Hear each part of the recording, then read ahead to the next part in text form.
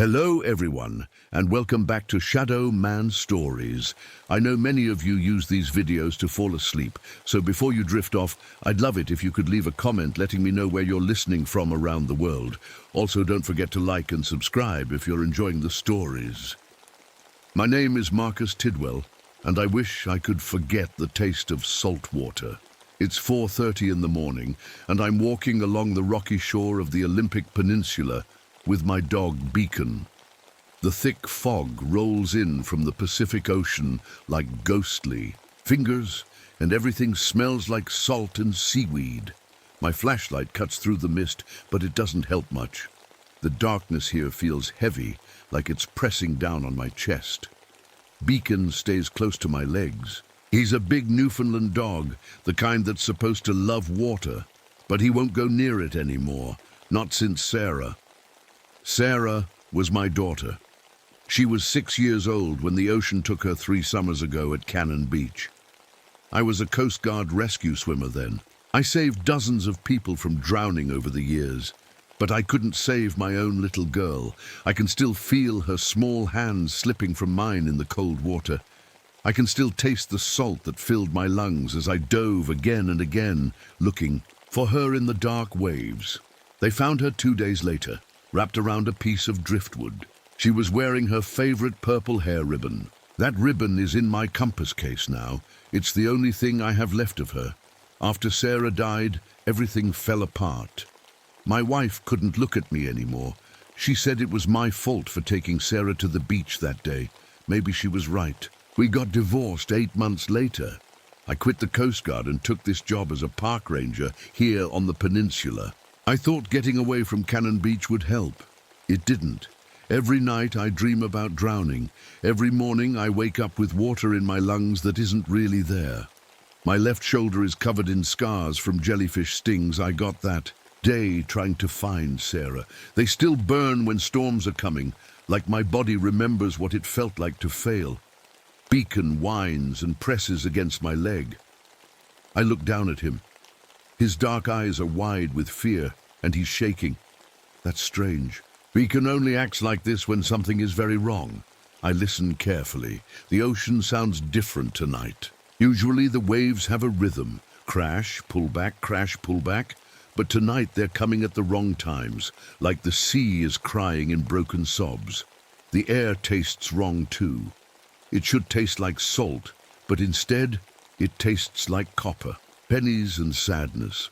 The fog carries smells that don't make sense. Hospital cleaners and something sweet that reminds me of Sarah's strawberry shampoo. I shine my flashlight toward the tide pools ahead. The water should be calm in these shallow rock bowls, but something is moving in there. Something too big for such small spaces. My radio crackles with static. I pull it from my belt, expecting to hear dispatch calling about lost hikers, or maybe a boat in trouble. Instead, I hear my own voice from 3 years ago. Negative command, no survivors found. Repeat, no survivors. My hands start shaking. That was what I radioed to headquarters. After they called off the search for Sarah, Beacon backs away from the tide pools, whimpering. His fur stands up along his back. Dogs know things people don't. They can sense danger before we can. I should turn around. I should go back to my truck and drive home. But something pulls me forward, toward those dark pools of water that reflect stars I can't see through the fog. The temperature drops suddenly, and I can see my breath. Frost starts forming on the rocks in strange patterns that look almost like letters, like someone is trying to write words in the ice. I take another step toward the tide pools, and that's when I see them. 3 people are lying unconscious beside some scientific equipment. Researchers, by the look of their gear. Their notebooks are open, pages fluttering in the wind. Even from here, I can see they're filled with drawings of sea creatures that have human faces. I run toward them, my park ranger training kicking in. But as I get closer, Beacon refuses to follow.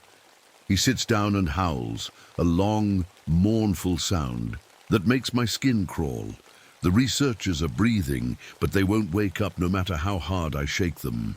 Their skin is cold and damp like they've been underwater, but they're completely dry. I pick up one of their notebooks. The drawings inside make no sense. Fish with children's eyes, octopi with human hands, and on the last page, drawn over and over again, a little girl with Sarah's face floating in a tide pool. My radio crackles again. This time, it's playing a lullaby, the same one Sarah used to hum when she collected shells at the beach. But there are other voices singing along, children's voices that sound like they're coming from underwater. I drop the notebook and back, away from the unconscious researchers. Something is very wrong here, something that goes beyond what I learned in the Coast Guard or in park ranger training. The fog grows thicker, and in the distance, I hear a sound that makes my blood freeze. It's whale song, but it's too high, too close to shore. And underneath the whale's call, I swear I can hear a little girl's voice calling Daddy across the water. I know that voice. I've heard it in my dreams every night for 3 years. It's Sarah.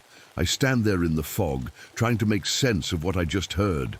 The voice that sounded like Sarah calling for me. It had to be my imagination.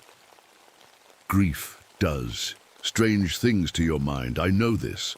The doctors told me after she died, but Beacon heard it too. He's backing away from the water, his whole body trembling.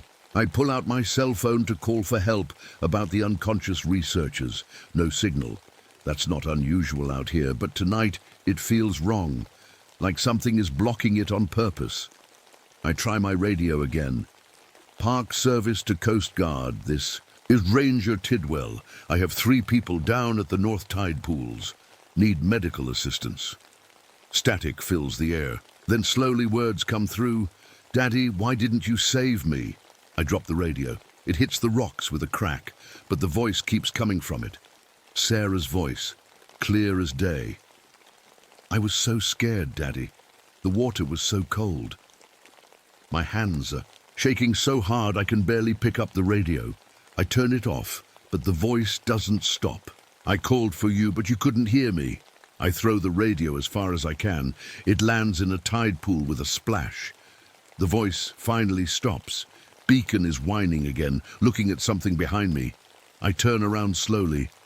Every tide pool I can see is glowing with a soft blue light.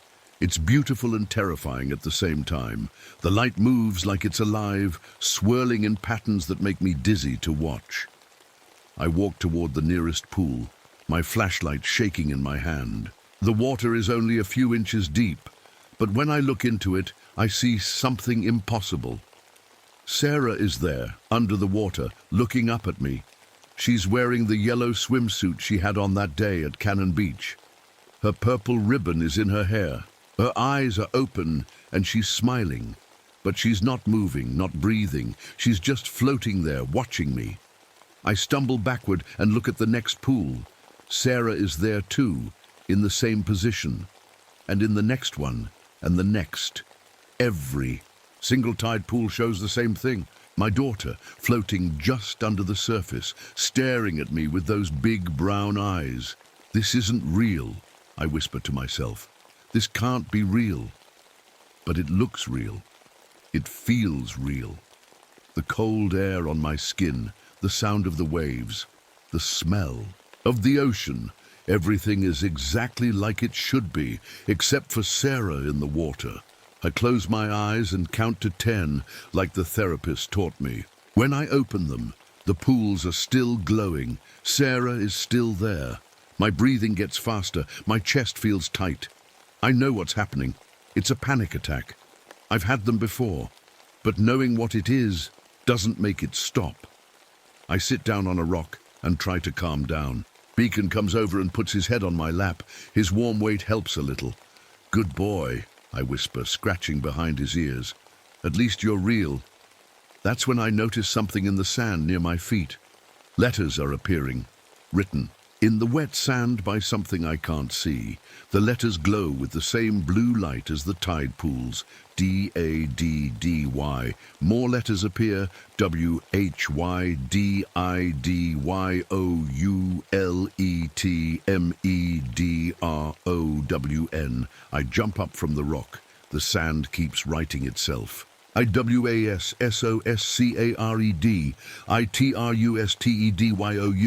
My vision gets blurry. Tears are running down my face, but I don't remember starting to cry. I tried to save you, I say out loud, my voice cracking. I tried so hard, Sarah. I'm so sorry.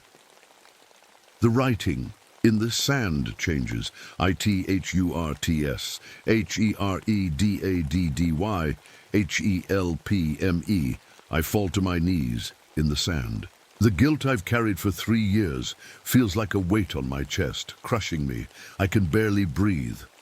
Behind me I hear footsteps in the sand, slow, wet footsteps like someone walking out of the ocean. I don't want to turn around. I don't want to see what's making that sound.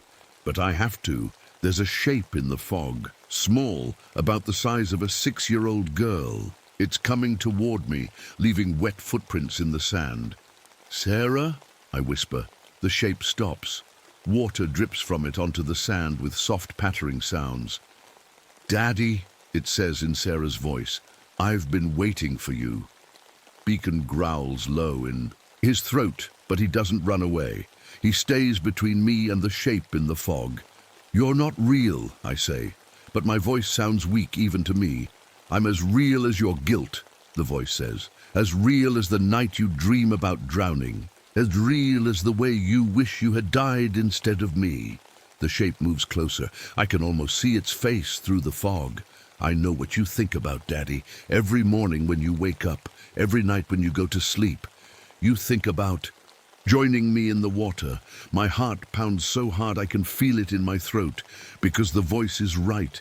I do think about it every single day. I can take the pain away, Sarah's voice says. All you have to do is come into the water with me, just like you wanted to that day. The fog swirls around the shape, and for just a moment I see her clearly. It looks exactly like Sarah, but her skin is pale blue, and her hair moves like it's floating underwater. She holds out her hand to me. Come with me, Daddy. Come where it doesn't hurt anymore. I stand up slowly. My legs feel weak, but I take a step toward her. Beacon barks sharply and jumps in front of me. He's never done that before. He looks at me with those dark eyes, and I swear I can see him trying to tell me something. Don't go. Stay here. Fight.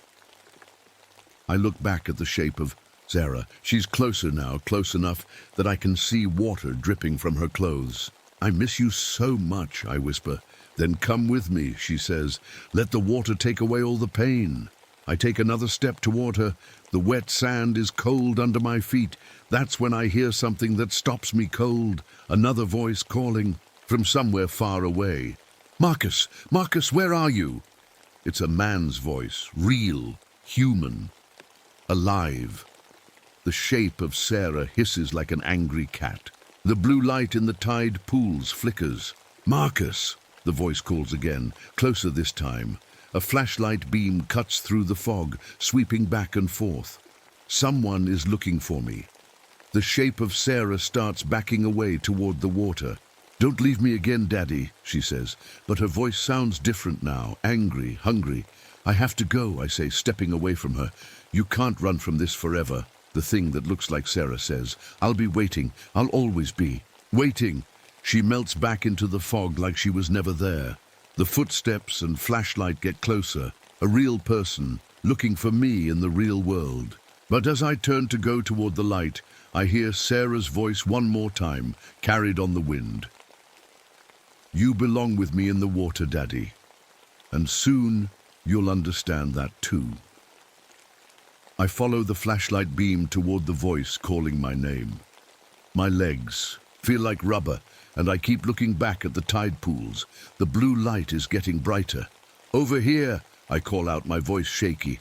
A park ranger appears through the fog. It's Jim, my partner from the day shift. He looks worried and out of breath. Marcus, thank God, he says, jogging over to me. We got reports of strange lights out here. Are you okay? You look terrible. I want to tell him about Sarah, about the voices, about everything. But how do you explain something like that? There, Our 3 researchers down by the pools, I say instead. They're unconscious. We need to get them help. Jim nods and follows me back toward the tide pools, but when we get there, something's wrong. The researchers are gone. They were right here, I say, looking around frantically. 3 people with notebooks and equipment. Jim shines his light where the researchers should be. There's nothing there except wet sand and some kelp washed up from the ocean. Marcus, Jim says carefully, there's nobody here. Are you sure you saw people? I stare at the empty space. The notebooks are gone. The equipment is gone. It's like they were never there at all. I'm not crazy, I whisper. I didn't say you were, Jim says gently. But maybe you should go home. Get some rest. Beacon whines and presses against my legs. He's still scared, which means I didn't imagine everything. Dogs don't lie. The tide pools, I say, pointing. Look at the tide pools. Jim turns his flashlight toward the water. The pools look normal now. No blue light, no Sarah floating under the surface. Just regular tide pools with sea anemones and small crabs. They look fine to me, Jim says. I walk to the nearest pool and look down. My reflection stares back at me from the dark water. Just my own face, tired and scared. But as I watch, my reflection changes. It becomes Sarah's face, looking up at me with sad eyes. Do you see that? I ask Jim. He looks into the pool. See what? It's just water, Marcus. I look again. Now it really is just water. I think I need to go home, I say quietly. Jim nods. Come on, I'll walk you back to your truck. We start walking across the rocks, but Beacon won't move. He stays, by the tide pools, growling at something I can't see. Beacon, come, I call. He looks at me, then back at the water. His growl gets deeper. What's wrong with your dog? Jim asks. Before I can answer, the fog around us starts moving in strange ways. It swirls like it's alive, forming shapes that almost look like people. Do you see that? I ask Jim. See what? He says, but his voice sounds different now, distant. I turn to look at him, and he's fading away like he's made of mist. Jim? But he's gone. I'm alone again with just Beacon and the fog. That's when I hear the laughter, soft, like a child playing. Sarah's laughter. She's pretty, isn't she? Sarah's voice says from somewhere in the fog. The lady in the water. She's been waiting a long time to meet you.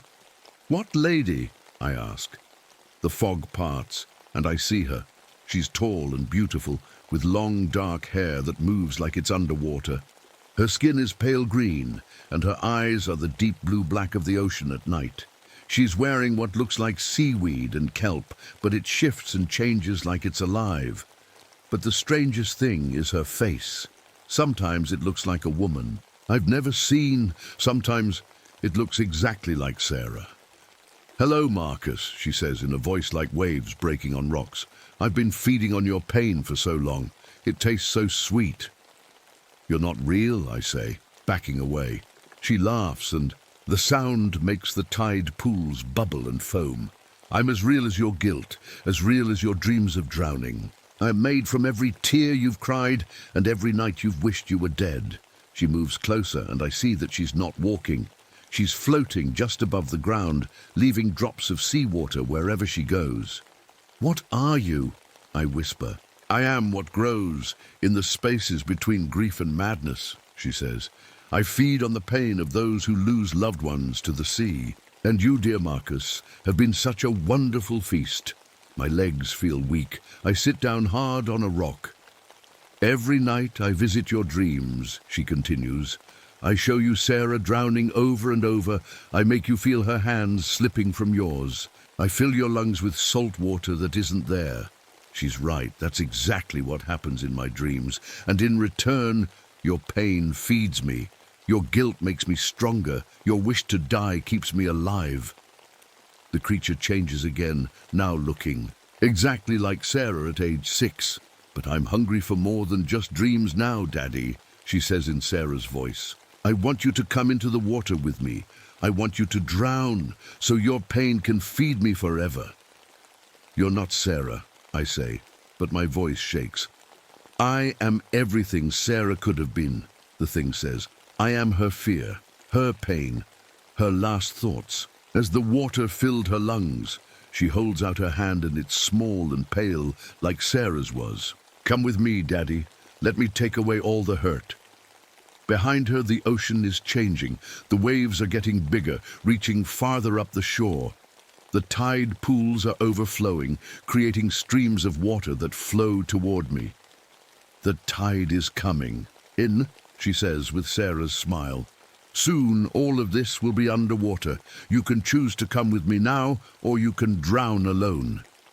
Water starts rushing around my feet. Cold, salty water that shouldn't be here yet. The tide isn't supposed to be this high for hours. My rescue rope dissolves when I touch it. My flashlight crumbles to sand in my hands. Even my jacket starts falling apart, like it's been underwater for years. Your tools can't help you now, the creature says. Nothing from your old life works here. This is my world now. The water is up to my knees and rising fast. Beacon barks frantically from a rock that's still dry. I can show you other worlds, the creature says, her voice hypnotic. Worlds where you saved her, worlds where you died trying. Wouldn't you like to see those? She waves her hand, and suddenly I can see them. Of the versions of that day at Cannon Beach. In one, I reach Sarah just in time and pull her to safety. In another, I drown trying to save her, but she lives. In a third, we both drown together, but we're together. Those feel more real than this. World, don't they? She asks. Because in this world you failed. In this world you're just a broken man who couldn't save his daughter. The water is up to my chest now. I can barely stand against the current. Choose, Marcus, the creature says. Come with me now and I'll take you to a world where you didn't fail, or stay here and drown in your guilt forever. She reaches for me, and her hand looks so much like Sarah's that I almost take it. But then Beacon barks again, and I remember something. Sarah loved that dog. She used to hug him and tell him he was the best dog in the world. If this thing was really Sarah, Beacon wouldn't be afraid of her. You're not my daughter, I say, my voice getting stronger. The creature's face twists with anger. I am more your daughter than that corpse they pulled from the water. No, I say, Sarah was kind. Sarah was brave. Sarah loved everyone and everything. You're just something that feeds on pain. The water swirls around me, trying to pull me under. But now I understand what this thing is, and understanding gives me power. You've been living off my grief for 3 years, I say, but grief isn't all I am. The creature screams, and the sound is like a storm hitting the shore. The water rises higher, but I keep talking. I loved Sarah. I still love her. And love is stronger than the thing you've become.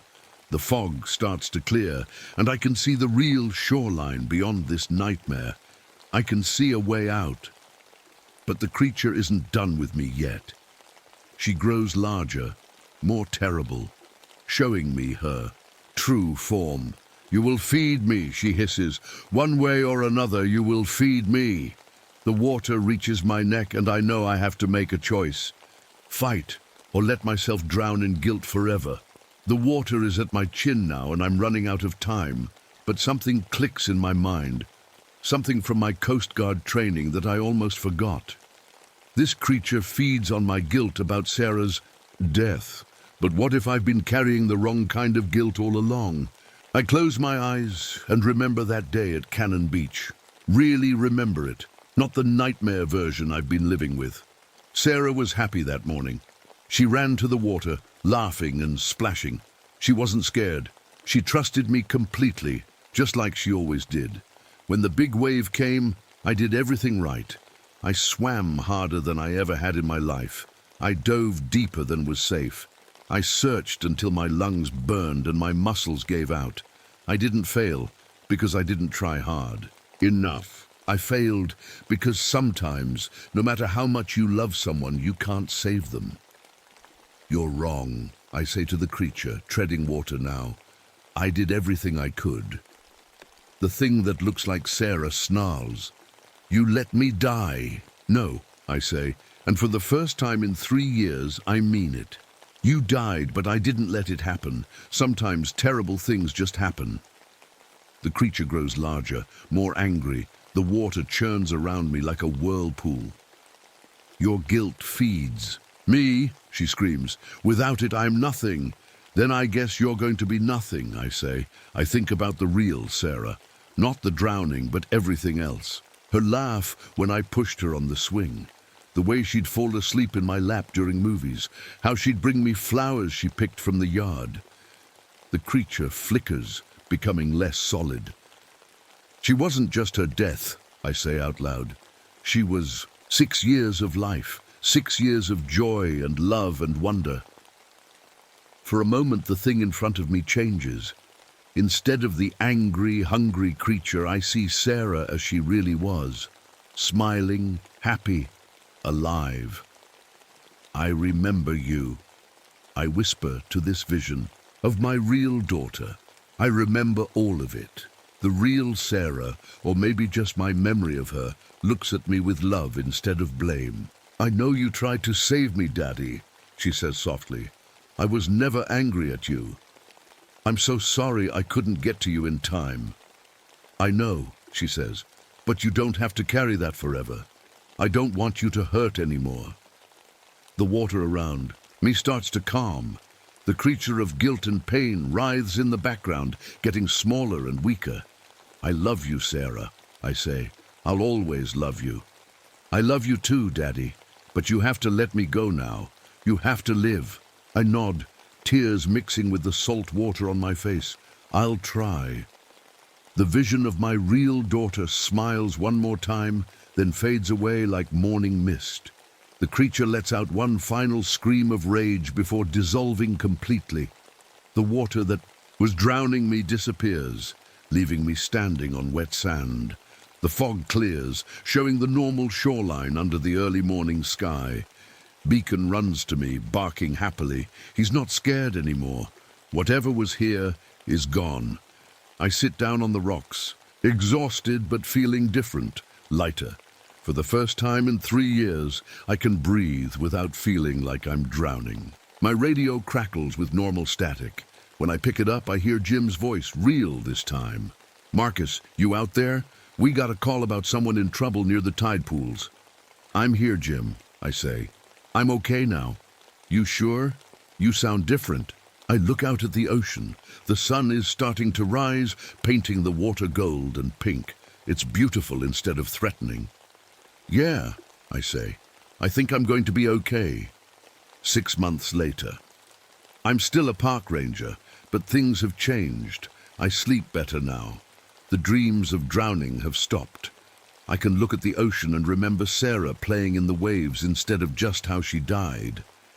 Beacon goes in the water. Again. Not deep, but enough to splash around and cool off on hot days. Dogs heal faster than people, I think. I've started talking to other parents who lost children. There's a support group that meets in town. At first, I just listened. Now, I share my story, the real one about love and loss, and learning to forgive yourself. Sometimes when I'm walking the shoreline at night, I see lights in the tide pools. But they're not scary anymore. They're just bioluminescence. Tiny sea creatures making their own light in the darkness. Last week, something strange happened. I was helping with a water rescue. A teenage boy got caught in a rip current. As I swam out to get him, I felt like someone was swimming beside me, guiding me to exactly the right spot. For just a moment, I could have sworn I heard Sarah's laugh carried on the wind. The boy lived. His parents cried and hugged him when we got him to shore. I watched them and felt happy instead of jealous for the first time. That night, I took Sarah's purple hair ribbon out of my compass case. I'd been carrying it for 3 years, like a weight around my heart. I walked to the water's edge and kissed the ribbon gently. Thank you for teaching me how to love, I whispered. I'll never forget you, but I won't let missing you stop me from living.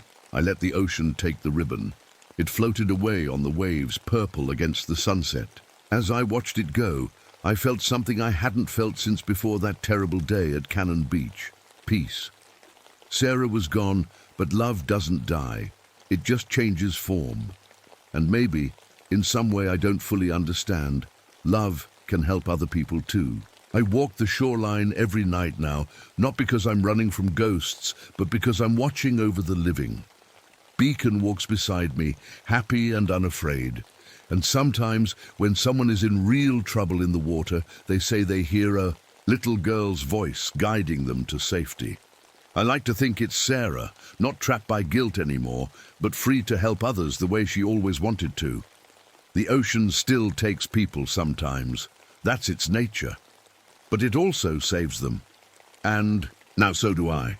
My name is Dale Thornton, and I know caves better than I know the sky. I work as a park ranger at Mammoth Cave in Kentucky.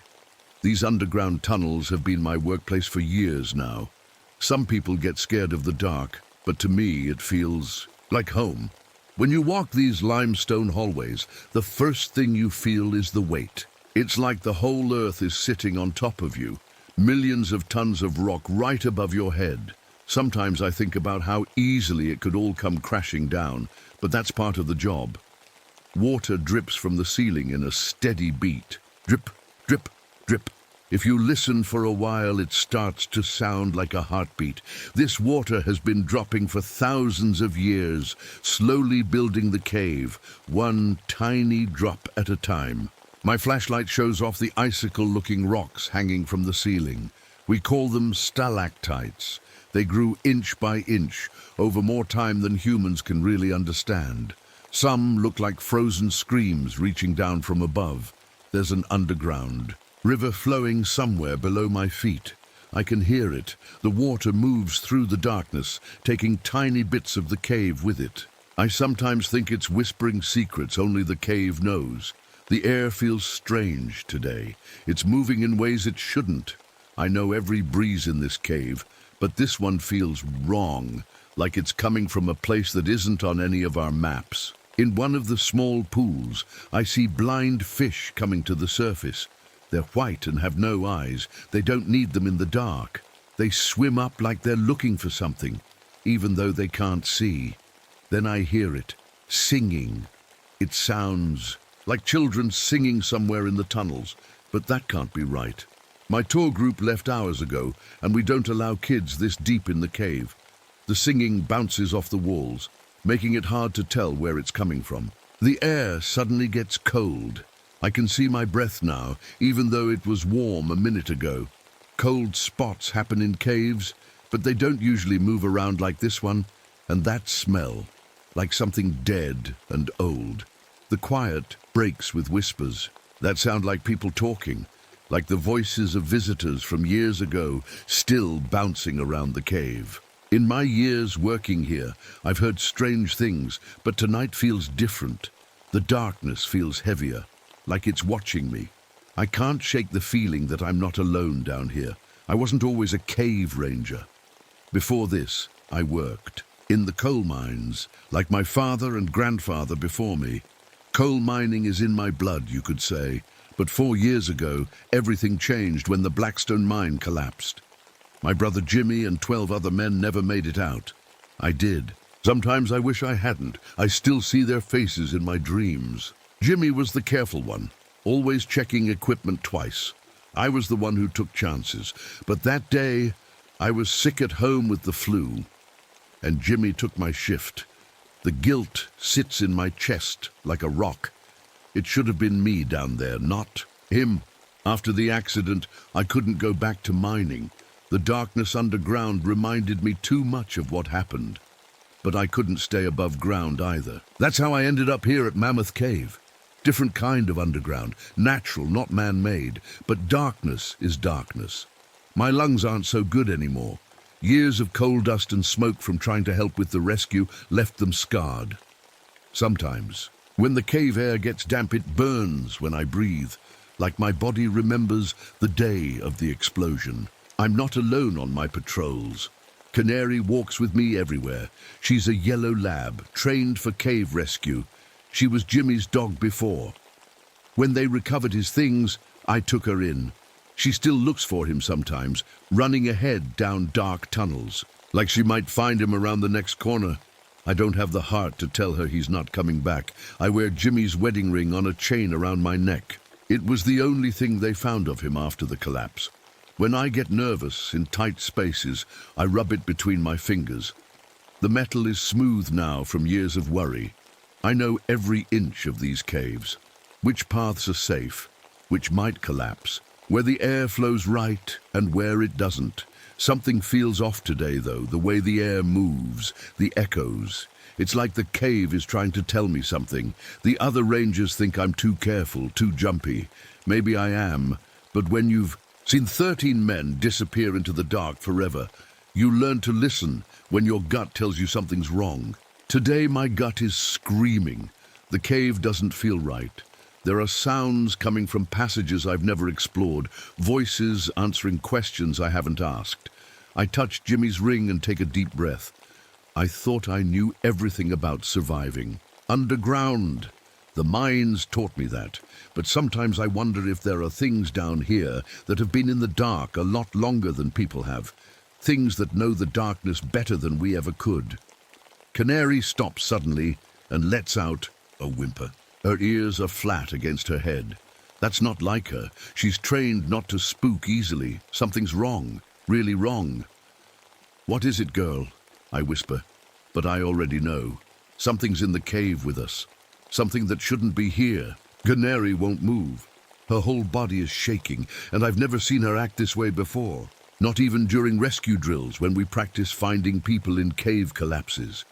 Something's got her scared in a way training can't explain. I kneel down and put my hand on her back.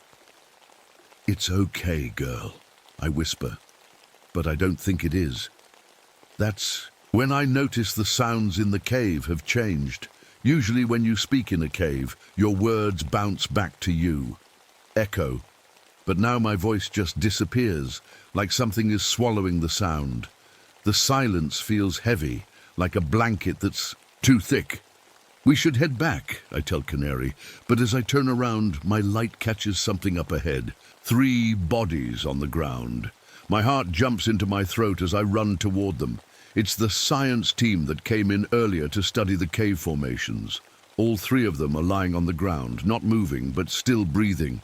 Their equipment is scattered around them in a weird pattern, almost like someone arranged it to spell something out. I don't recognize the scratchy shapes, but they don't look like they fell that way by accident. I try to wake them, but they won't open their eyes. What happened to them?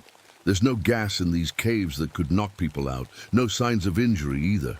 The air smells strange, like methane from the mines mixed with something else, something old and rotting. The smell takes me back to the day of the explosion. I can almost hear the alarm bells ringing, men shouting. I shake my head to clear. "It focused, Dale." I pull out my logbook to note what I've found, but when I open it, my blood runs cold. There are pages filled with my handwriting, describing cave sections I've never been to, routes that don't exist on any map. But it's definitely my writing. How is that possible? I grab my radio to call for help. "Base, this is Thornton. I need medical assistance in the rotunda chamber.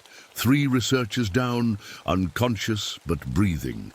Static answers me, then breaks into a voice I know too well. "Dale, help me! I'm trapped!" It's Jimmy's voice, my dead brother's voice coming through my radio. I almost drop it. That's impossible. But then it comes again. "Dale, why didn't you come for me? I'm still down here." My hands are shaking now. It can't be real. Jimmy died 4 years ago. They never even found his body, just his ring. The ring I'm wearing right now. Then another sound cuts through the cave. Children singing, "Ring Around the Rosie." Their voices echo from different directions, like they're scattered throughout the cave system. But there are no children down here.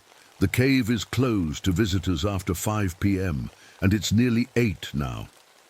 I shine my light around the chamber and notice something that makes my skin crawl. The stalactites above the researchers look different. They've grown overnight into shapes that look almost like people hanging from the ceiling. That's not possible. Cave formations take hundreds of years to change, not hours. The walls are glowing too. Patches of bacteria that give off a faint blue-green light are forming patterns like a connect-the-dots picture. They pulse, getting brighter then dimmer, almost like they're spelling words in light. I try my radio again, desperate to reach someone. Real. Base, do you copy? Anyone? The radio crackles and my own voice comes back to me. I should have been the one who died down there. It's what I said at Jimmy's funeral. How does my radio know that? Canary barks sharply, looking down a tunnel I know for sure was blocked off last week after the survey team finished their work. But now it's open, and something moves in the darkness beyond. Something that shouldn't be there. I grab my flashlight tight in one hand and Jimmy's ring in the other. Whatever's happening, I need to get these people out of here and get help. But deep down, I'm afraid help isn't coming. Not this time. I need to get these researchers to safety, but I can't carry all three at once. I tried dragging the first one, but he's heavy. As I pull him toward the main tunnel, I see something move in the corner of my eye. When I turn to look, there's nothing there, just darkness between the cave walls. But I know better. Something is watching us. "Who's there?" I call out. My voice doesn't echo like it should. Instead, it gets swallowed by the darkness. Then I hear it. Jimmy's voice, but not from my radio this time. It's coming from the tunnel ahead. "Dale, is that you? I've been waiting for so long." My heart pounds against my ribs. I know it can't be Jimmy. My brother is dead, but it sounds exactly like him. "You're not real," I say, my voice shaking. "I'm as real as you are, brother." The voice moves closer. "Why didn't you check my air readings that day? You knew that tunnel was gassy. You knew it wasn't safe." A cold sweat breaks out on my forehead. That's exactly what I've been thinking for 4 years. How did I miss the signs? How did I let Jimmy go down there?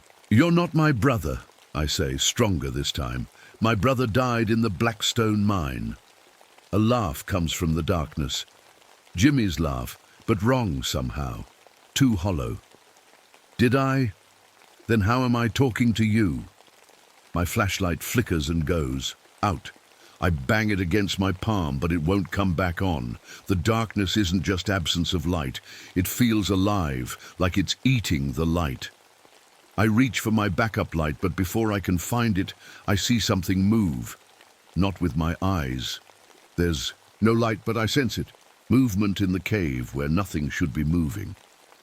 "What are you?" I whisper. "I'm the darkness," says Jimmy's voice. But now it's changing. There's something else underneath it, like rocks grinding together. I'm what waits in places humans shouldn't go. "I've been here since before your kind crawled out of the oceans." The voice shifts positions. Now it's behind me, now to my left. Now it seems to come from the very walls of the cave. "I've been watching you, Dale Thornton. Every day you come. Down here carrying all that guilt. It smells so sweet, like coal dust and blood." My backup light finally comes on. The beam catches something moving along the cave wall. Something that doesn't make sense. It looks like the wall itself is shifting, stone flowing like water. Then it's gone, moving faster than my light can follow. "You taught Jimmy everything he knew about mining safety," the voice says, now sounding exactly like my father. "You taught him wrong." I back up, pulling the unconscious researcher with me. "Stop it, you're not real." "I'm more real than you know," it says. Now the voice is neither Jimmy nor my father. It's like the sound of water dissolving limestone, but with words in it. "I've been feeding on lost ones like you for longer than your civilization has existed." The passages of the cave suddenly look different. The route I came in through is gone, replaced by a tunnel I've never seen before. The map in my head doesn't match what I'm seeing. "The cave isn't the same," I say, trying to keep my voice steady. "The cave is exactly the same," it replies. "It's you who's changing." I feel the walls moving closer. The ceiling seems lower. It's like the whole cave is squeezing in, like a giant stomach trying to digest me. Canary barks frantically from somewhere ahead. I can't see her, but I follow her voice. She's the only real thing in this nightmare. As I drag the researcher toward the sound of canaries barking, I realize what's happening. The cave isn't changing shape. The creature is changing how I see it. It's in my head somehow, making me lost in a place I know better than my own home. And it's hunting me using the one thing I can't escape, my guilt over Jimmy's death. I follow canaries barking, dragging the researcher behind me. My arms burn with the effort, but I can't leave him. The other two will have to wait. I'll come back for them if I make it out of here. The thing in the cave is playing with me. I can feel it, watching, waiting. It knows these tunnels better than I ever could. It knows me better than I want to admit. As I stumble forward, my mind starts putting the pieces together. This creature, whatever it is, feeds on guilt. My guilt about Jimmy has been drawing it to me for years. Every day I've walked these caves feeling sorry for myself. I've been feeding it, making it stronger. I stop and lean against the wall, catching my breath. The researcher is still breathing, but his skin is cold. We need to get out fast. That's when I remember something from my mining days, something that might work. I know what you are, I call out to the darkness. And you're feeding on my guilt, on my pain over Jimmy. A low chuckle echoes from every direction. Smart little human, but knowing doesn't save you. Maybe not, I say, setting the researcher down gently. But I know something else too. Caves like this have weak points, places where the right pressure can bring everything down. I reach into my emergency pack and pull out the small set of explosives we keep for clearing blocked passages. Not enough to cause major damage, but enough for what I need. You're part of this cave, I say, working quickly to set the charges in the right spots. You need these tunnels to hunt, to echo your voices, to trap people like me. The air grows colder. The voice, when it comes again, has lost its mocking tone. What are you doing, Dale Thornton? I'm ending this, I say. One way or another. The voice shifts to Jimmy again, desperate now. Dale, don't do this. It's really me. I've been trapped down here all this time. Please, brother. My hands shake as I place the last charge. It sounds so much like him. For a second, I almost believe it.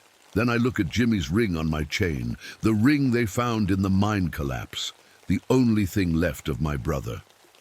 My brother died saving others, I say firmly. He wouldn't ask me to leave these people to die.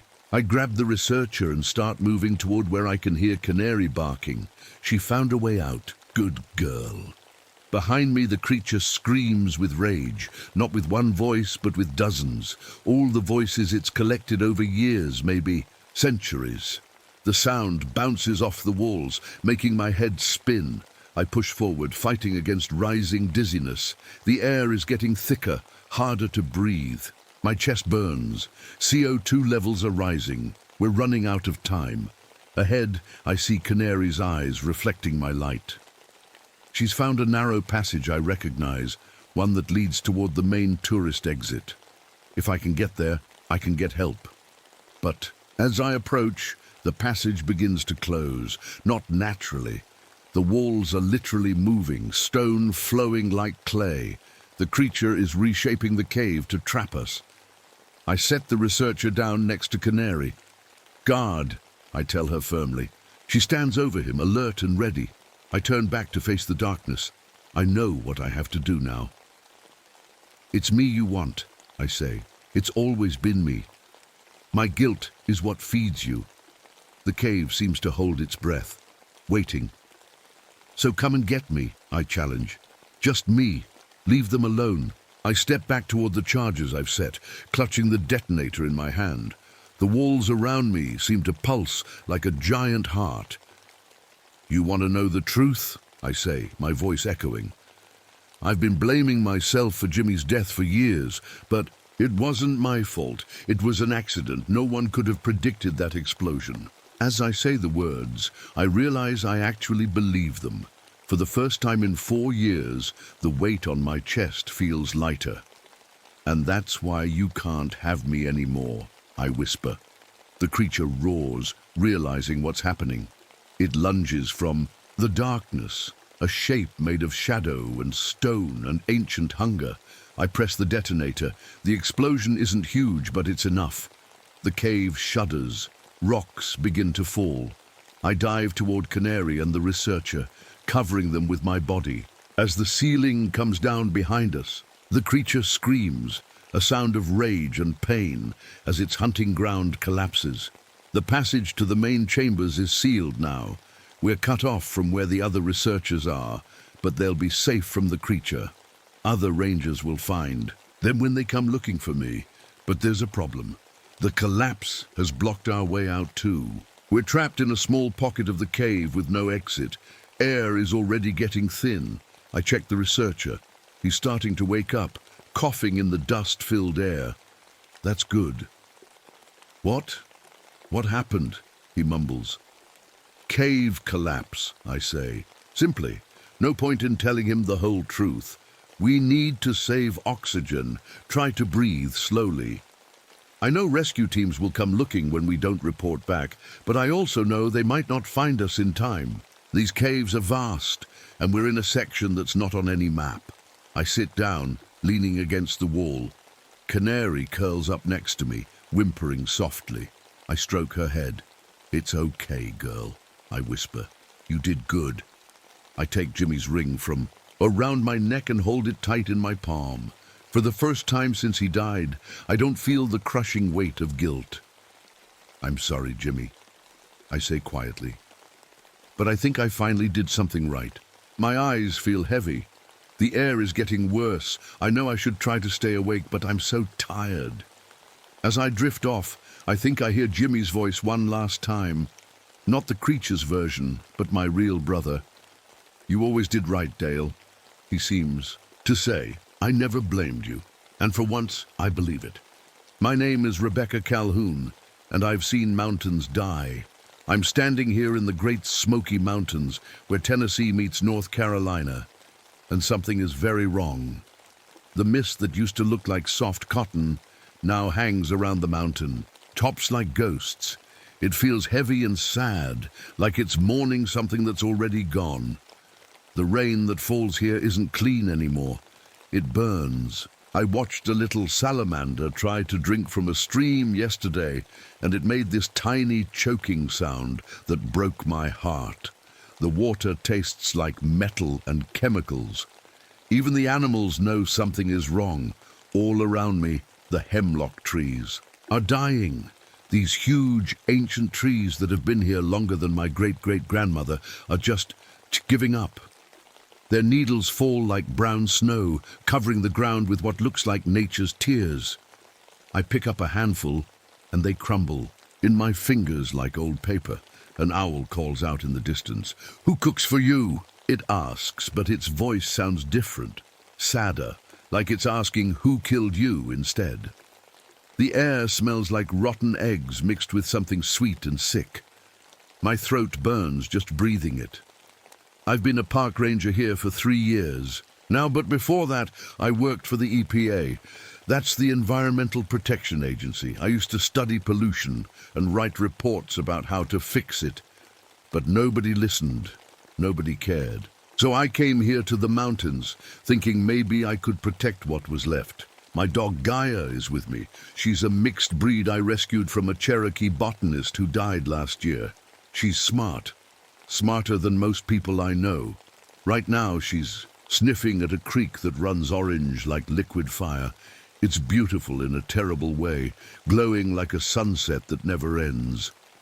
A black bear appeared on the trail about an hour ago, but instead of being curious about us, it ran away.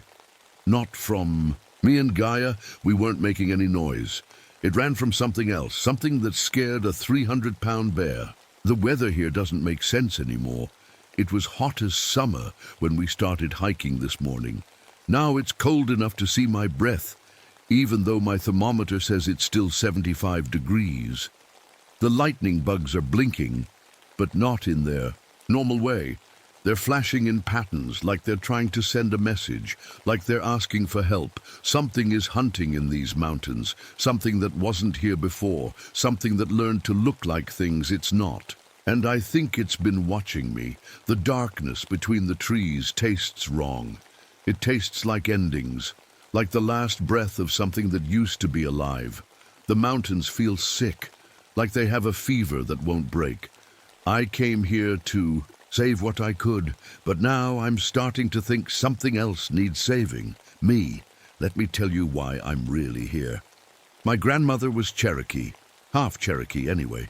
She used to tell me stories about these mountains when I was little, about how the trees could talk if you knew how to listen, about spirits that protected the forest, about what happened when the balance got broken. I thought they were just stories. I grew up wanting to be a scientist, not because I was some genius kid, but because I was angry. Angry at seeing dead fish in the creek behind our house. Angry at my little brother's asthma getting worse every summer. Angry at adults who said that's just how things are. So I studied hard, got my degree in environmental science, got a job with the EPA right out of college. I was going to save the world. What a joke. For 10 years I wrote reports, I tested water samples, I documented how coal mining was poisoning entire communities. I proved that acid rain was killing forests. I showed them the numbers, the charts, the evidence, and nothing changed. Politicians said my reports were too expensive to implement. Companies said the regulations would hurt jobs. People said I was being too dramatic. Meanwhile, kids kept getting sick. Animals kept dying, the mountains kept bleeding orange into the rivers. That's when my lungs started hurting. All those years breathing in chemical fumes at mining sites, taking samples from toxic waste pools. My doctor said I had scarring in my chest. He said I'd always have trouble breathing when the air got bad. He was right. Right now, just standing here, my chest feels tight, like there's a weight pressing down on it. That's also when I started having the dreams about walking through forests that were completely silent. No birds, no insects, no wind, just dead trees standing like tombstones. And in those dreams, something was always following me. Something that breathed like a sick animal and smelled like rotting flowers. I'd wake up gasping, tasting sulfur in my mouth. The dreams got worse after I quit the EPA. I couldn't take it anymore, writing reports that nobody read about problems nobody wanted to fix. So I became a park ranger. I thought maybe I could protect one small piece of what was left. Gaia came into my life around then. Her previous owner was Dr. Sarah Ridge, a Cherokee botanist who was trying to save native plants before they went extinct. She died of lung cancer at 45. Too many years breathing poison, just like me. Before she died, Sarah gave me Gaia and something else, a small glass jar filled with soil. "This is from before," she whispered in the hospital, "from when the mountains were healthy. Keep it safe." I keep that jar in my backpack. Sometimes I open it and smell the dirt inside. It smells like rain and growing things and life. It smells like what these mountains used to be. Now Gaia stops, walking, and looks back at me. Her ears are up, alert. She's trained to detect which plants are poisoned and which are clean. Sarah taught her that. But right now, she's not looking at plants. She's staring at the tree line ahead of us. Something moved up there, something big. My radio crackles with static. Then for just a second, I hear what sounds like singing, old singing, in a language I don't recognize but somehow understand. The forest has gone completely quiet. Even the wind has stopped. Gaia starts whining. It's a low, worried sound I've never heard her make before. She backs up against my legs, still staring at the trees. Her whole body is shaking. "What is it, girl?" I whisper. That's when I smell it. Something sharp and chemical like bleach mixed with rotting meat. It makes my eyes water and my scarred lungs burn. I pull out my flashlight even though it's not completely dark yet. The beam cuts through the mist and I see something that makes my blood freeze. There's a camp up ahead, tents, trucks, equipment. but something's wrong with it. I walk closer, keeping Gaia close to my side. She doesn't want to go, but she stays with me because that's what good dogs do. The first thing I notice is how quiet it is. No generator running, no voices, no radio playing country music like these logging crews usually have. Then I see the men, 3 of them, lying on the ground like they're sleeping. But their eyes are open, staring at nothing. They're breathing.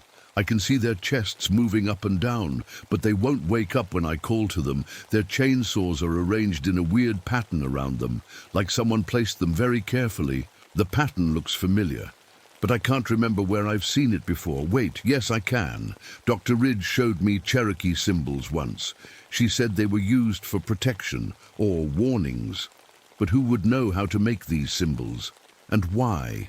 I check the men's pulses. Strong and steady.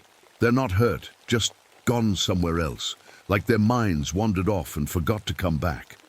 My hands are shaking as I try to call for help on my radio. But all I get is static. Loud, angry static that sounds almost like screaming. I turn the volume down fast. Gaia is pressed against my legs now, whimpering. The smell is getting stronger, sweet and sick and wrong. Like flowers left in water too long. Like something beautiful that died and started rotting. That's when I notice my equipment is acting strange. My GPS keeps showing different numbers every time I look at it. First it says we're in Tennessee, then North Carolina, then somewhere that doesn't exist at all. My thermometer can't decide if it's hot or cold. The numbers keep jumping around like they're scared. Even my pH strips for testing water are turning colors they're not supposed to turn. Purple and green and silver. I'm a scientist. I believe in facts and measurements and things that make sense, but nothing here makes sense. I find a notebook near one of the sleeping men. It's written in handwriting that looks exactly like mine. Every loop and curve of the letters matches how I write. But I didn't write these words. The notebook talks about healing the mountains, about ceremonies that require blood, about calling back the spirits that used to protect this place before the mining and the poison and the dying, about how sometimes you have to sacrifice one species to save all the others. I drop the notebook like it's on fire. That's when I hear it. A sound coming from deeper in the forest, not quite human, not quite animal, but something that used to be both and became something else. It's the sound of something crying, something that lost everything it loved and learned how to hate. Gaia's fur stands up all along her back. She's not whining anymore. She's growling low in her throat. The mist around us starts to move in ways that wind doesn't move, like it has a mind of its own, like it's reaching for us with invisible fingers. My grandmother's voice whispers in. My memory, some spirits protect, some spirits punish, and some spirits do both. The crying sound gets closer, and I realize it's not crying anymore. It's hunting. I grab Gaia and start backing away from the camp. My heart is beating. So loud I'm sure whatever's out there can hear it. But we don't get far. Something steps out from behind the dying hemlock trees. At first, I think it's a woman, an old woman in a long dress walking slowly toward us. She looks familiar. She looks like... Grandmother? I whisper. But as she gets closer, I see things that are wrong. Her dress moves like it's made of shadows. Her feet don't quite touch the ground. And her eyes are the color of poisoned water. Green and orange and glowing. Rebecca, child, she says in my grandmother's voice. Why did you come here? I can't move, can't breathe. This is my grandmother's face, my grandmother's voice, but something else is wearing them like a costume. You're not her, I manage to say. The thing that looks like my grandmother tilts her head. When she moves, I see something else underneath. Fur that shifts colors like oil on water. Muscles that move wrong. Too many teeth. I am what she taught you to love, it says. I am what your people killed. Behind the woman shape, I see more. A huge cat. Bigger than any mountain lion should be. but it stands like a person sometimes, and sometimes it has a woman's face. This is what the Cherokee stories warned about, the Wampus Cat, the guardian that went wrong. I protected these mountains for so long, it says, and now the voice is different, angry, hurt. I watched over every tree, every stream, every small creature. For hundreds of years I kept them safe. The shape shifts again. Now it's fully cat, but still talking. Then your kind came, with machines and poison and greed. They cut down my trees. They turned my streams into poison. They made my animals sick and my birds fall from the sky. I can see the pain in those glowing eyes and the rage. I tried to stop them. I tried to scare them away. But there were too many, and they kept coming back with bigger machines and stronger poison. The creature steps closer. I can smell the chemical stench coming off its fur. It's been poisoned too, just like everything else here. So I learned to hate, it whispers. Hate made me stronger. Every dead tree, every poisoned stream, every extinction, they all fed my anger, and my anger made me powerful. Gaia is pressed against my legs, shaking but not running. She's trying to protect me even though she's terrified.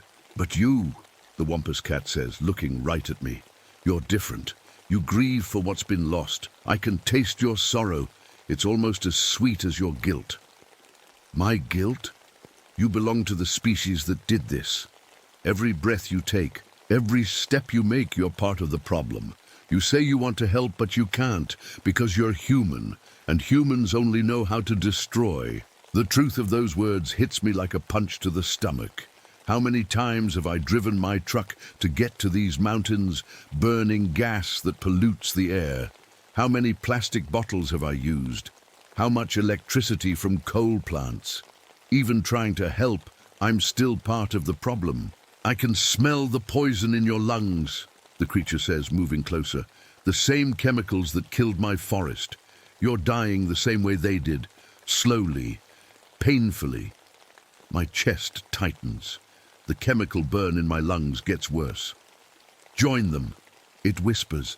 Sleep like those men back there. Dream of the world that used to be. Let go of the guilt. Let go of the pain. For a moment, I want to. The weight of everything. The dead forests, the poisoned streams, the animals that will never come back. It's so heavy. It would be easier to just lie down and sleep. But then Gaia whimpers, and I remember Sarah Ridge, the Cherokee botanist who died trying to save the plants, who gave me the jar of clean soil before she died, who trusted me to keep something alive. No, I say, my voice stronger than I feel. I won't give up. The Wampus Cat's eyes flash brighter. Then you choose to fight me. You choose to defend the species that murdered my world. I choose to try to heal it. The creature laughs, and the sound is like trees falling. Heal, child. Some wounds are too deep to heal. Some things, once broken, stay broken forever. But I'm already reaching into my backpack for Sarah's jar of clean soil. The Wampus Cat sees what I'm doing, and its fur stands on end. What are you're doing? Something I should have done a long time ago.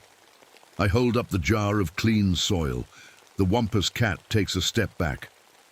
This is from before, I say. Before the mining, before the poison, when the mountains were healthy. The creature's glowing. Eyes focus on the small glass jar in my hands. That changes nothing, it growls, but its voice sounds less certain now. My grandmother taught me that healing starts with remembering what was good, I say, not just focusing on what's broken. I open the jar. The smell that comes out is like spring rain and growing things and life, real life. The Wampus Cat inhales. Deeply, and for a moment, its eyes don't look angry anymore. They look sad. I remember, it whispers.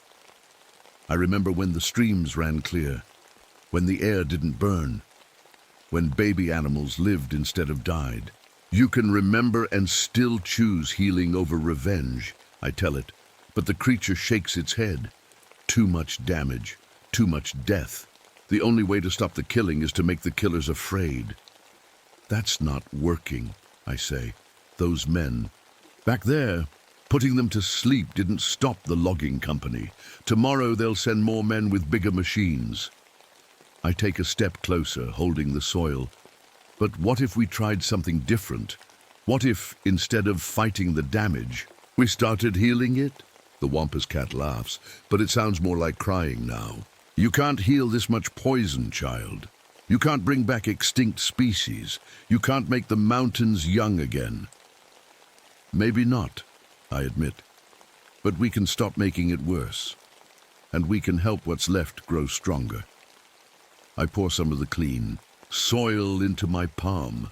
Sarah Ridge died trying to save native plants. She didn't try to kill the people who were destroying them. She just kept planting, kept growing, kept hoping. The creature is quiet now, watching me. This soil has seeds in it, I continue. Old seeds from plants that used to grow here. They've been waiting for the right time to grow again. I kneel down and start digging a small hole in the poisoned ground with my hands. Gaia comes over to help, using her paws to move dirt. What are you doing? The Wampus cat asks. I'm planting hope. I put some of the clean soil in the hole and pat it, down gently. Then I take my water bottle, the only clean water I have, and pour a little on top. The soil might be poisoned here, I say, but life is stronger than poison. It just needs help sometimes. The Wampus cat watches me for a long moment. Then, slowly, it changes. The angry shape melts away. What's left is something sad and tired and ancient. I'm so tired of being angry, it says in a voice like wind through healthy trees. Then stop, I tell it. Help me plant instead of punish. The creature looks at the tiny patch of clean soil I've planted. You think this one small spot can make a difference? Every forest starts with one seed, I say. For the first time. Since I've been here, the air smells clean. Just for a moment, just around this one small spot, the Wampus cat reaches out one enormous paw and gently touches the planted soil. Where it touches, I see tiny green shoots starting to grow. I had forgotten, it whispers. I had forgotten that I was made to help things grow, not to destroy them. The creature looks at me with eyes that are no longer glowing with anger. They're the color of healthy leaves now. Will you help me remember how to heal instead of hurt? I nod. We'll learn together. 6 months later. I'm still a park ranger in the Great Smoky Mountains, but now I'm working with a partner nobody else can see. The logging has stopped in this section of the forest. Not because anyone got scared away, but because the trees here started growing too fast and too strong for the machines to cut down easily. The company decided it wasn't worth the trouble. The streams are running cleaner. Fish are coming back. Birds are nesting again. I've started a program working with Cherokee families to replant native species using Sarah's seeds. We call it the Echo Keeper Project, because we're trying to keep the echo of what the mountains used to be alive. Sometimes, when I'm working in the forest, I see a large cat watching from the trees. But it doesn't frighten me anymore. It's protecting again the way it was meant to. And sometimes, when the wind is just right, I hear singing. Old Cherokee songs about mountains and growing things and spirits that help instead of hurt. Gaia is happy here. She's learned to find healthy soil and good water. She's even started having puppies, something Dr. Ridge always said she was too old to do. My lungs still hurt when the air gets bad. That damage won't heal completely, but I've learned to breathe easier, knowing that the mountains are healing. One small patch of clean soil at a time. Some wounds are too deep to heal completely, but they don't have to stay infected.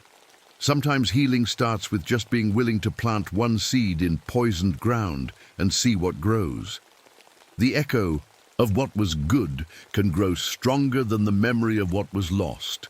If you listen carefully, you can hear it growing. My name is Joseph Yazzie, and I work as a park ranger in Death Valley.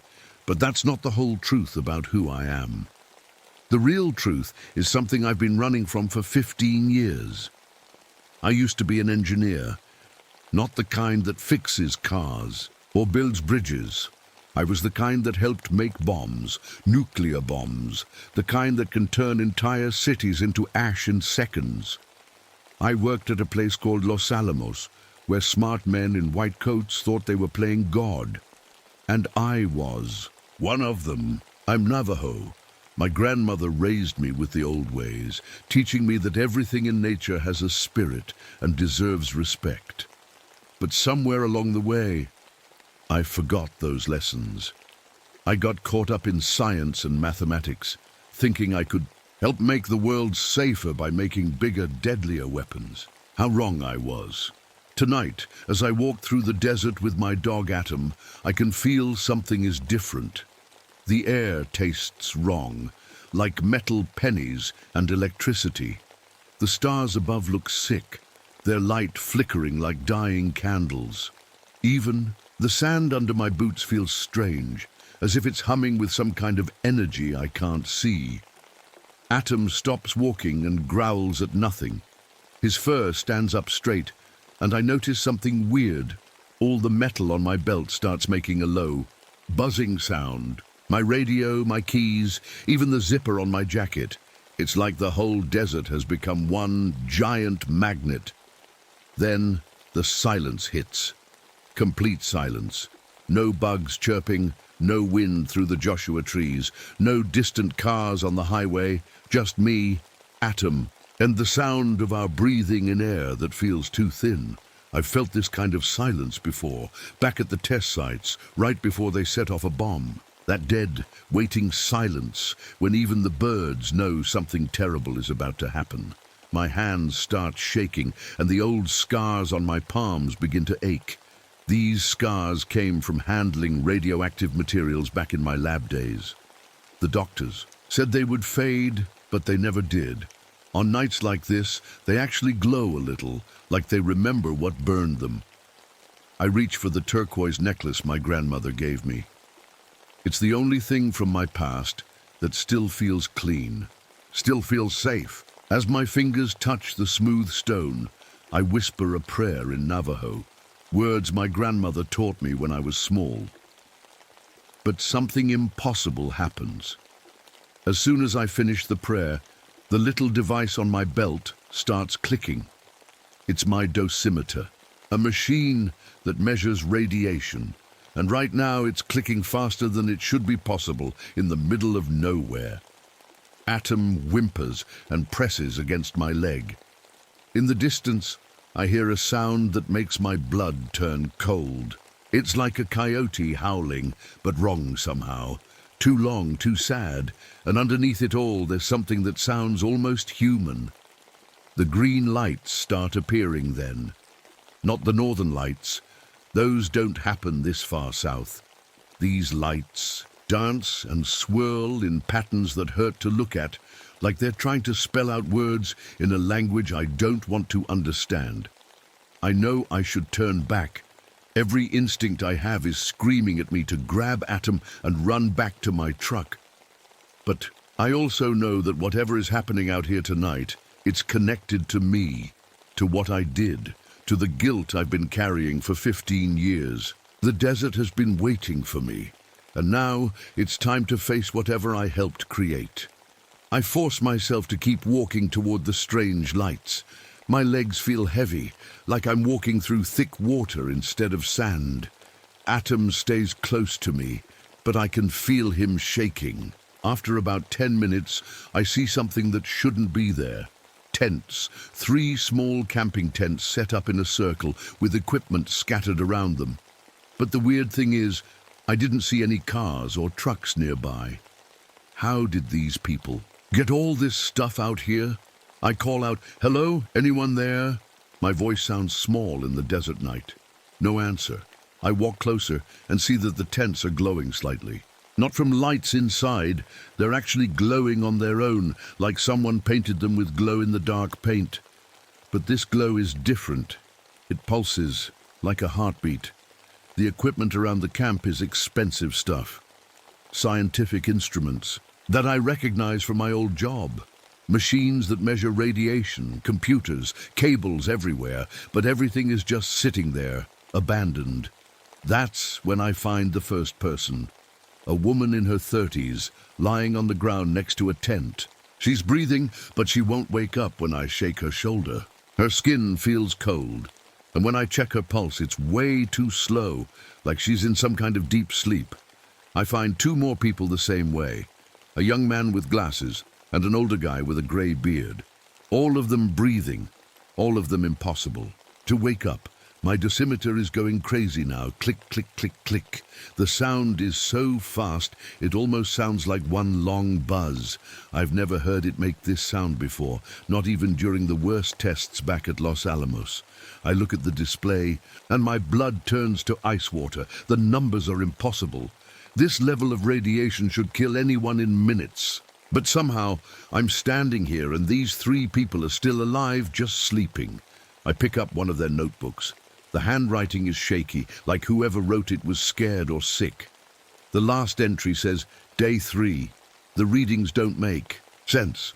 It's like the radiation is coming from nowhere and everywhere at once. Sarah says she can hear voices in the static on the radio. They're speaking Navajo, but mixed with numbers and formulas. We should leave, but we can't. Something won't let us. My hands are shaking as I turn the page. The next entry is in different handwriting. The sand is talking. I know how crazy that sounds, but I swear the sand is whispering. And at night, we can see lights under the ground, moving around like fireflies. Mike tried to dig down to them, but every shovel full of sand he moved just filled itself back in. The final entry is just one line, written in big, panicked letters. It knows we're here. I drop the notebook and step back. That's when I notice something that makes my skin crawl.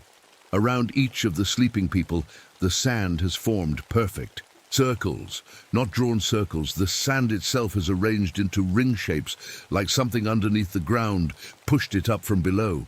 Atom starts barking, not his normal bark, but a high, scared whine. He's looking at something behind me. I turn around slowly and my heart stops. The radio equipment is turning on by itself, lights blinking, static filling the air. And through the static, I hear voices. Old voices, speaking in Navajo. But mixed in with the words are numbers. The same numbers I used to work with when I was designing bomb triggers. The voices are saying a countdown. 10, 9, 8. But this countdown happened 40 years ago at a test site hundreds of miles from here. 7, 6, 5. I grab Atom and start backing away from the camp. 4, 3, 2. The desert around us starts to glow brighter, and I realize we're not alone out here. 1. The static cuts out, and in the sudden silence, I hear my grandmother's voice, clear as day.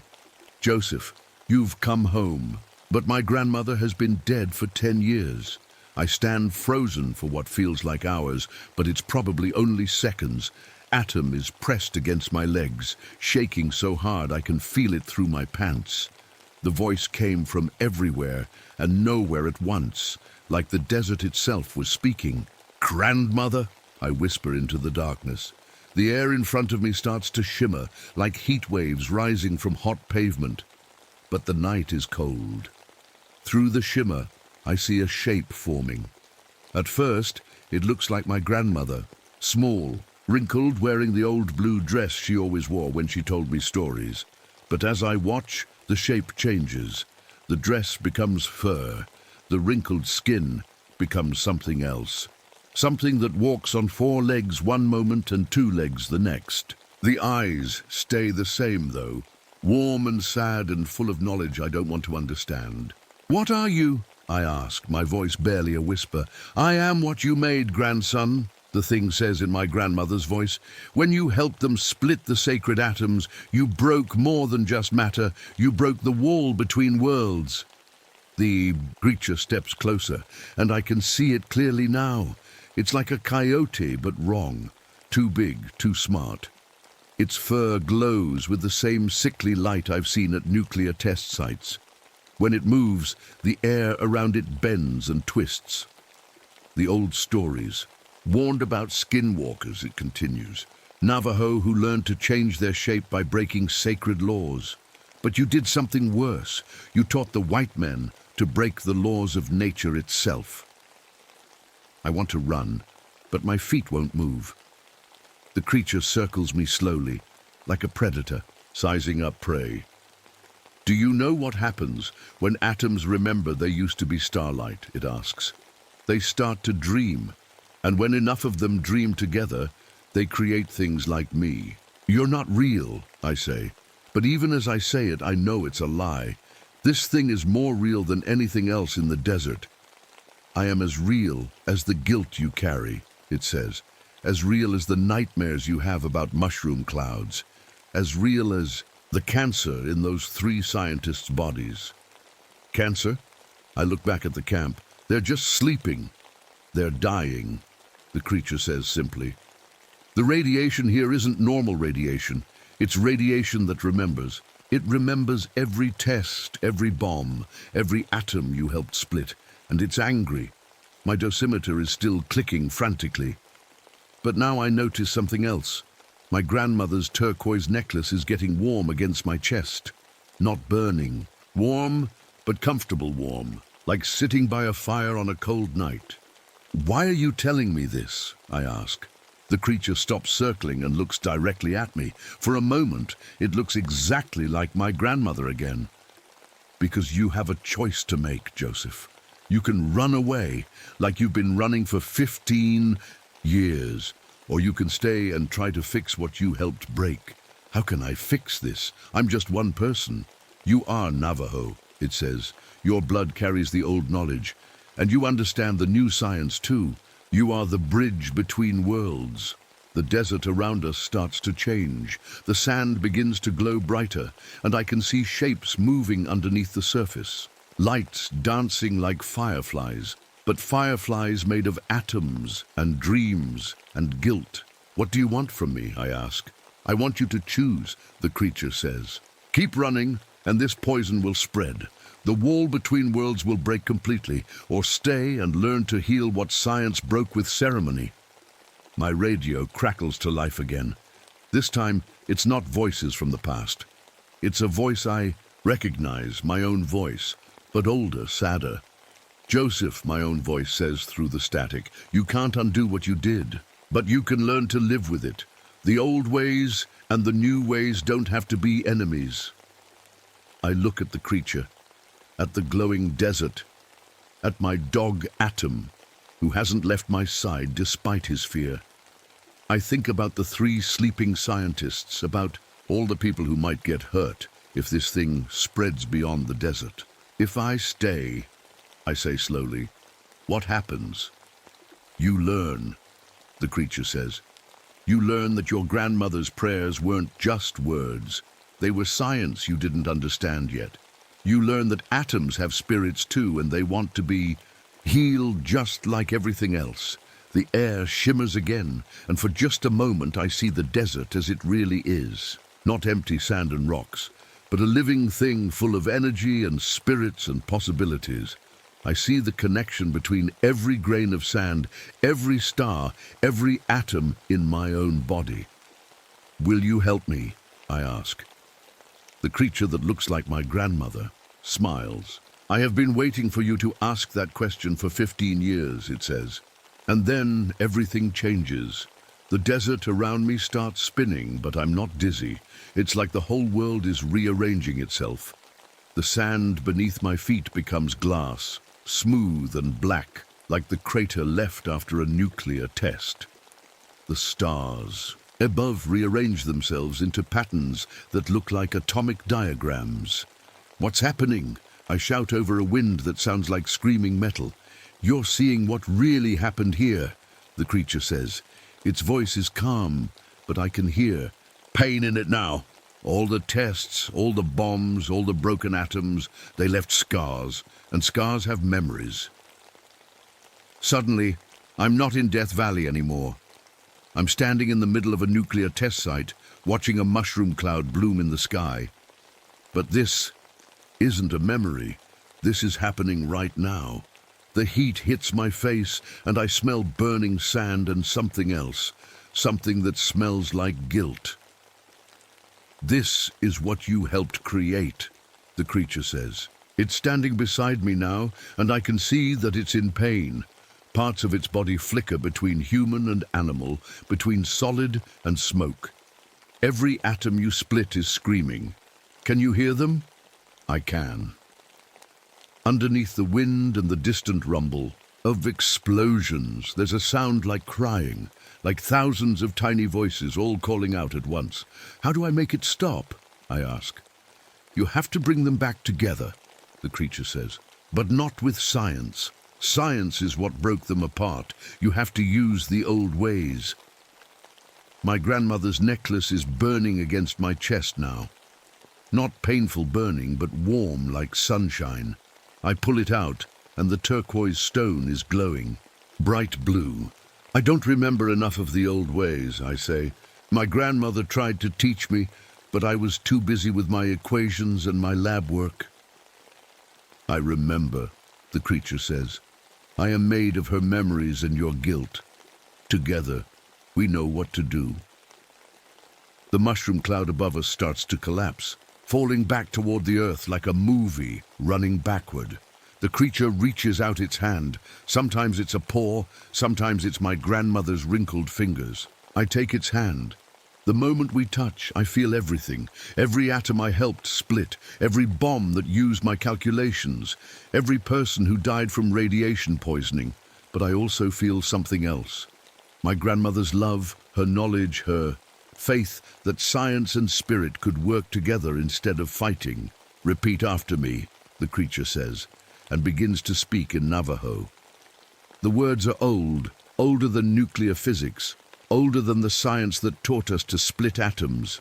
They're prayers about healing, about bringing broken things back together, about respecting the spirits that live in all matter. As I repeat the words, something amazing happens. The screaming atoms start to quiet down. The spinning desert slows. The glass under our feet cracks and becomes sand again, but the creature is changing too. With each word of the prayer, it becomes more solid, more real, but also more peaceful. The pain in its eyes fades away. It's working, I whisper.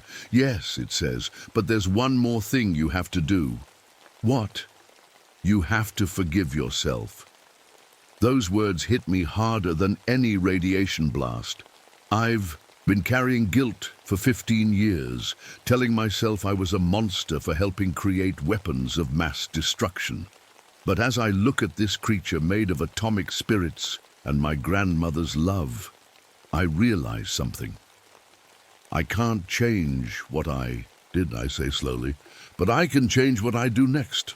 Yes, the creature says, and now it looks exactly like my grandmother. That's the lesson the atoms needed to learn too.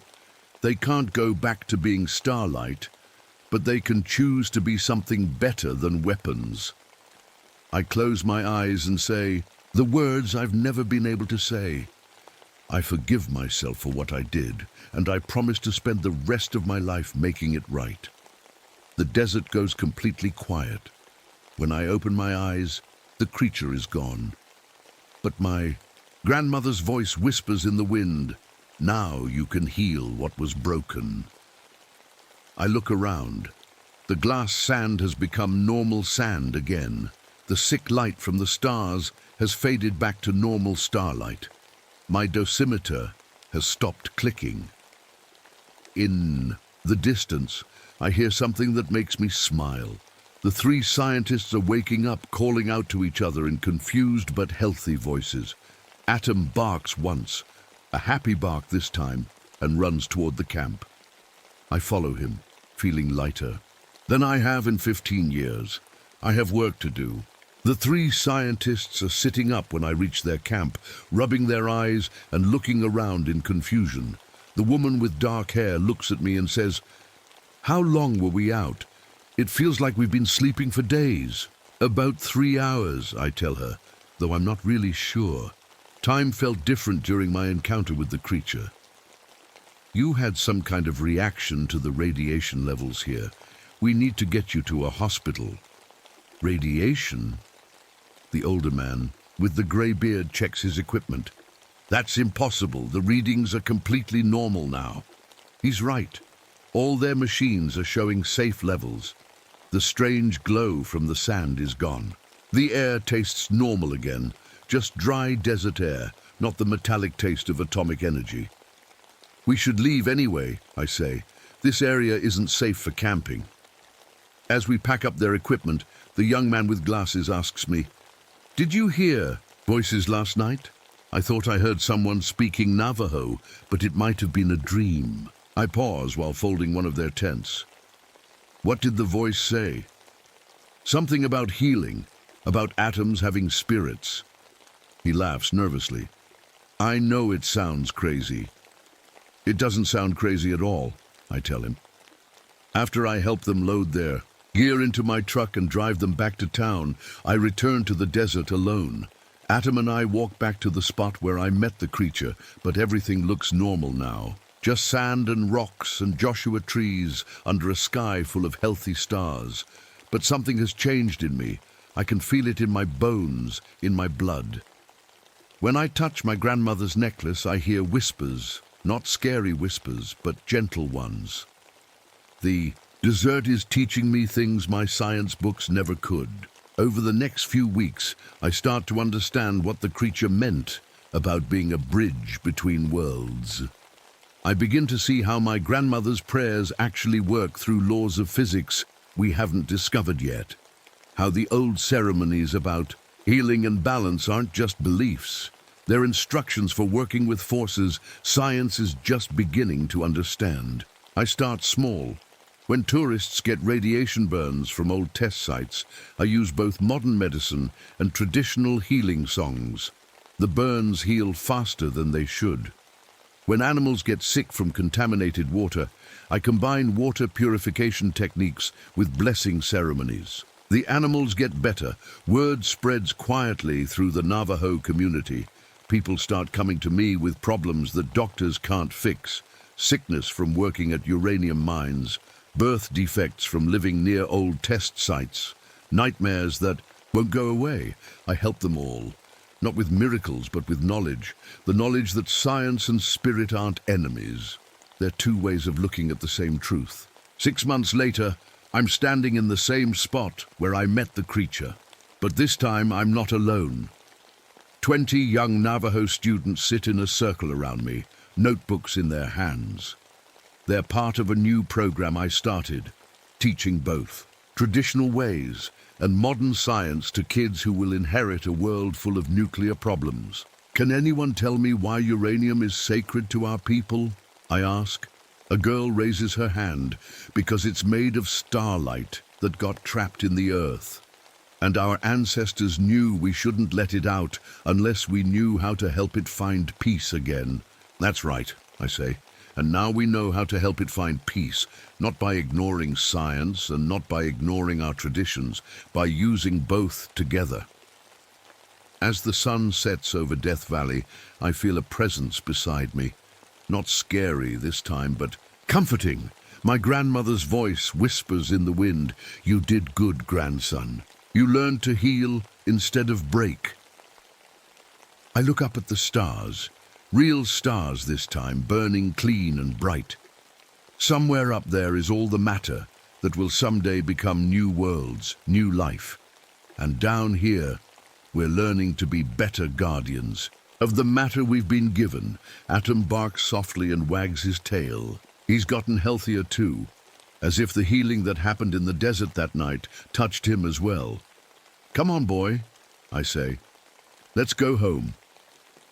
As we walk back toward the truck, I can hear the desert singing. Not the screaming I heard that first night, but a peaceful song about atoms and spirits and the long journey from starlight to sand and back to starlight again. I'm not running anymore. I'm exactly where I need to be. The end. My name is Jake Morrison, and I'm about to tell you the story that changed my life forever. Some people won't believe what happened to me in Devil's Canyon back in 1983, but I swear on my grandfather's grave, every word is true. I'm a park ranger in Montana. Been doing this job for 6 years now, ever since I came back from Vietnam in '75. The war messed me up pretty bad. Lost my whole squad in an ambush, and I couldn't save any of them. That guilt follows me everywhere, like a shadow, that never goes away. After the war, I tried to live a normal life. Had a girl I loved, Sarah. We were going to get married, but the nightmares wouldn't stop. I'd wake up screaming, thinking I was back in that jungle. Sarah tried to help, but in 1978, she couldn't take it anymore. She left. Can't blame her, really. So I came out here to the wilderness. It's quiet, peaceful, just me and the wind and the rocks. The only family I got now is my dog, Tracker. He's half wolf, half German shepherd. Found him as a tiny pup 4 years ago, nearly dead from hunger. Nursed him back to health, and he's been with me ever since. That dog understands me better than any human ever did. The morning it all started was October 15th, 1983. I remember the date because it was written in my grandfather's old pocket watch. He gave it to me before he died. Said every Morrison man carried it into battle. I keep it with me always. I was sitting on my favorite rock in Devil's Canyon, drinking coffee from my thermos. The sun was just coming up, painting the red canyon walls gold and orange. It was beautiful. A golden eagle was flying high above, riding the air currents between the rock walls. Everything looked normal, perfect even. Tracker was with me, but he seemed different that morning.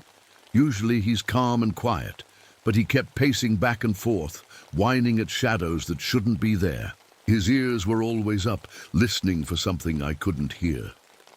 "What's wrong, boy?" I asked him, scratching behind his ears, but he just looked at me with those yellow eyes and whined again.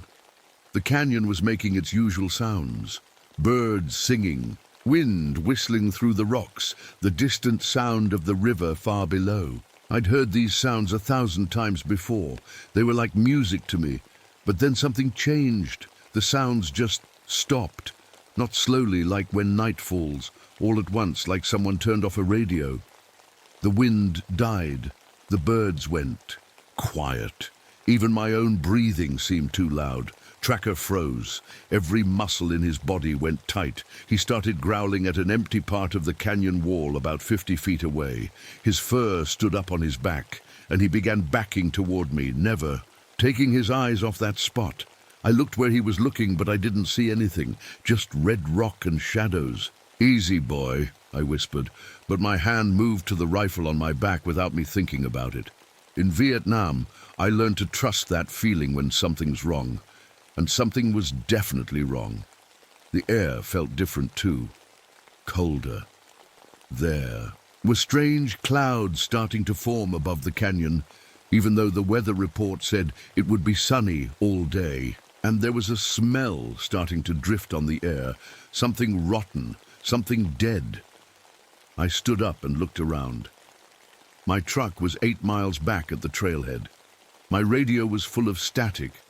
The nearest help was 40 miles away through desert that could kill you if you weren't careful. I was alone out here, just me and Tracker in this maze of red rock and deep shadows. That's when I heard it for the first time, a sound like nothing I'd ever heard before. It was like a wolf howling, but wrong somehow, too deep, too long, and there was something else in it, something that sounded almost human. The sound echoed off the canyon walls, bouncing back and forth until I couldn't tell where it came from. It seemed to come from everywhere and nowhere at the same time. Tracker, pressed against my legs, shaking. I'd been a Marine, I'd fought in a war, I'd seen men die. But hearing that sound in the empty canyon made my blood run cold. Something was out there in Devil's Canyon with us, something that shouldn't exist, and it knew we were there. I decided I had to check it out. That's what park rangers do. We investigate. Plus, my military training wouldn't let me just walk away from something strange. Maybe it was a hurt animal. Maybe someone was in trouble. "Come on, boy," I whispered to Tracker. But he didn't want to move. He just kept staring at that empty space on the canyon wall. I had to pull him along with me. His paws slipped on the Rock says he tried to go back the other way. I'd never seen him act like this before. We walked toward where the sound came from. My boots crunched on loose stones. The smell got stronger with each step. It was awful, like when you find a dead deer that's been laying in the sun for days. But there was something else mixed in, something I couldn't name. The first thing I found made my stomach turn. Claw marks, deep ones, carved right into solid rock about 12 feet up a straight cliff wall. No bear could reach that high, no mountain lion either. And the marks were huge, bigger than my whole hand. I touched the gouges in the stone. They were fresh. Little bits of rock dust were still falling from them. "What the hell could do this?" I said out loud. Tracker whined and tried to pull me away again. We kept walking deeper into the canyon. The fog was getting thicker, which was strange because it never gets foggy in the desert. The air felt wet and cold against my skin. That's when I found the campsite, or what was left of it. A bright blue sleeping bag was torn to pieces. The stuffing was scattered everywhere like snow. A backpack was ripped open, and all the food inside was gone. Cans of beans were crushed flat. A water bottle was bitten in half, but there was no person anywhere. No blood either, which was almost worse somehow. It was like whoever had been here just disappeared. I picked up a piece of the sleeping bag. The tears weren't made by any knife. These were claw marks, and they went right through the thick fabric like it was paper. My hands started shaking. I tried my radio again. Still nothing but static. I tried my cell phone, but there was no signal. This deep in the canyon, my compass was spinning like crazy, pointing in all directions at once. Even my grandfather's watch had stopped working. It was frozen at 6:47 a.m. "We need to get out of here," I told Tracker. But when I turned around to head back the way we came, nothing looked right. The rocks seemed different. The path we'd walked down wasn't there anymore. Everything looked the same, but wrong somehow. I'd been coming to this canyon for 6 years. I knew every rock, every tree, every turn in the trail. But now I felt lost in a place I knew better than my own backyard. The fog was getting thicker. I could barely see 10 feet in front of me. That's when I heard footsteps. Not mine, not animal footsteps either. These sounded like a person walking, but wrong. Too heavy, too slow, like someone trying to sneak, but not caring if they made noise. "Hello?" I called out. "Is someone there? Do you need help?" The footsteps stopped. Then I heard breathing. Deep, slow breathing that echoed off the canyon walls. It sounded like it was coming from right behind me. I spun around, but there was nothing there, just fog and rocks. Tracker was going crazy now. He was whining and barking and trying to run in 3 directions at once. The fur on his back was standing straight up. "Shh, boy. It's okay," I lied. It wasn't okay. Nothing about this was okay. I heard the breathing again, this time from my left, then from my right, then from above me, like something was standing on the canyon rim looking down. I pulled out my rifle and looked through the scope. The fog made it hard to see anything clearly. Shadows moved in the mist, but they could have been rocks or trees or something else. I found more claw marks on other rocks, and deep tracks in the dirt that looked almost human, but with claws instead of toes.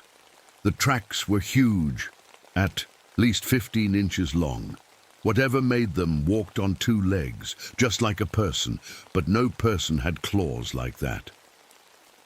I followed the tracks deeper into the canyon. I know I should have turned back, but I couldn't help myself. In the war, they always taught us to know your enemy. You can't fight what you don't understand. The tracks led to a pile of bones, animal bones, all picked clean. Deer, rabbits, maybe even a mountain lion. They were stacked up like someone had been collecting them. Some of the bigger bones were cracked open. Something had been eating the marrow inside. I knelt down to look closer. That's when I saw the bite marks. The teeth that made those marks were huge, bigger than any wolf or bear I'd ever seen. And they were shaped wrong, too sharp, too many of them. A sound made me look up. Something was watching me from the fog about 50 feet away. I couldn't see it clearly, but it was big, much bigger than a man. It stood on two legs like a person, but it was covered in dark fur. Its eyes caught what little light there was and glowed like yellow stars. We stared at each other for what felt like hours, but was probably only seconds. Then it was gone, just melted back into the fog, like it had never been there at all.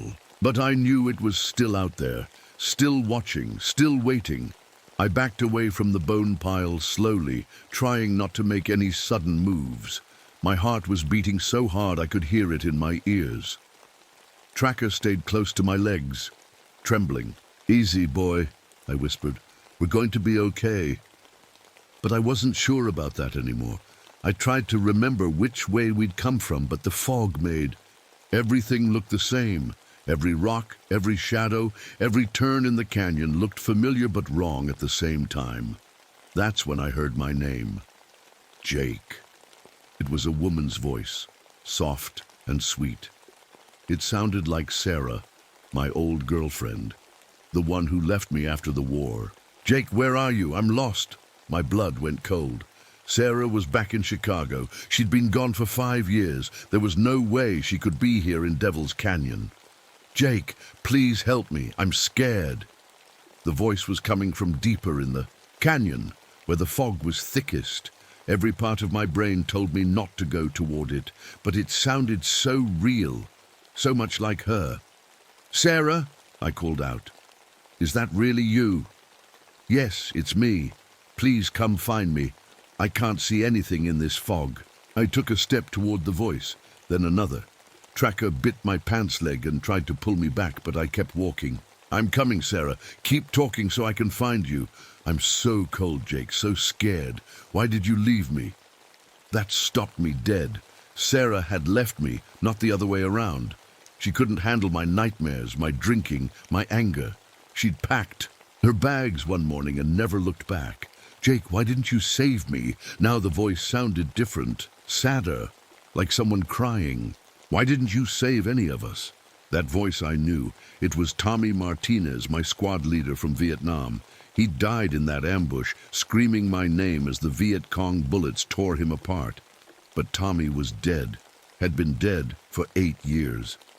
"Jake, you let us all die. You ran away and left us." More voices joined in. Billy Henderson, Mike O'Connor, all the guys from my squad, all the men I couldn't save. "Please help us, Jake. We're still dying, still bleeding, still waiting for you to come back." I put my hands over my ears, but the voices kept coming. They were all around me now, echoing off the canyon walls. "Stop it," I said. "Stop it! You're dead! You're all dead!" The voices changed then. They got deeper, rougher, less human. And they started laughing. It was the most horrible sound I'd ever heard, like grinding glass mixed with an animal growling. The laughter bounced off the rocks and seemed to come from everywhere at once. I opened my eyes and saw shapes moving. In the fog, dark shapes that walked on 2 legs but moved wrong, like their joints bent the wrong way. "Tracker, we're leaving. Now."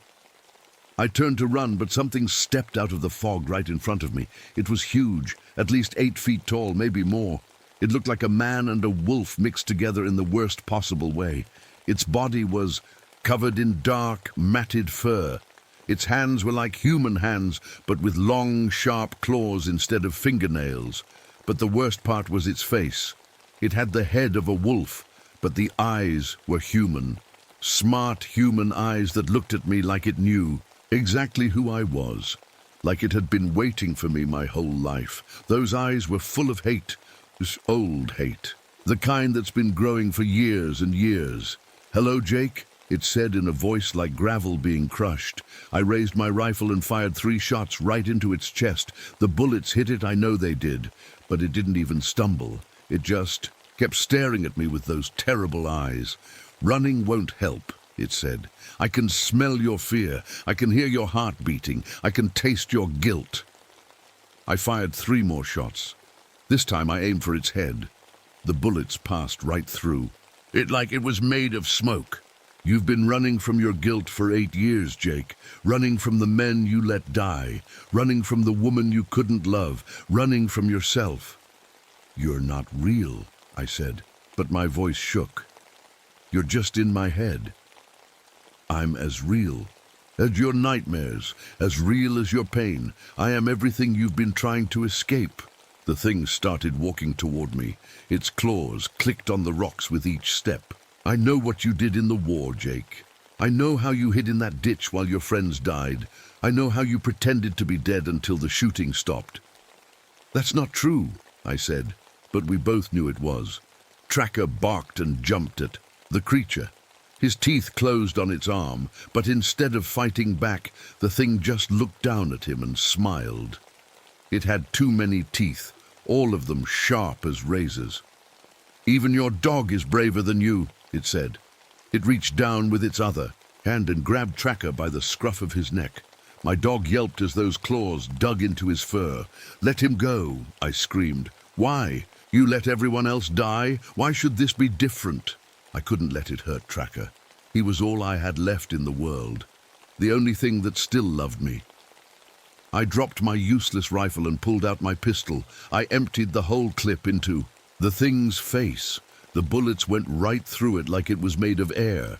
It laughed again, that horrible grinding sound. You can't kill what's already dead, Jake.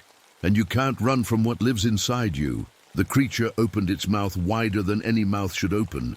Inside, I could see all the way down its throat. It was full of darkness and screaming voices. Time to come home, it said. That's when I realized something. This thing wasn't just hunting me, it was me.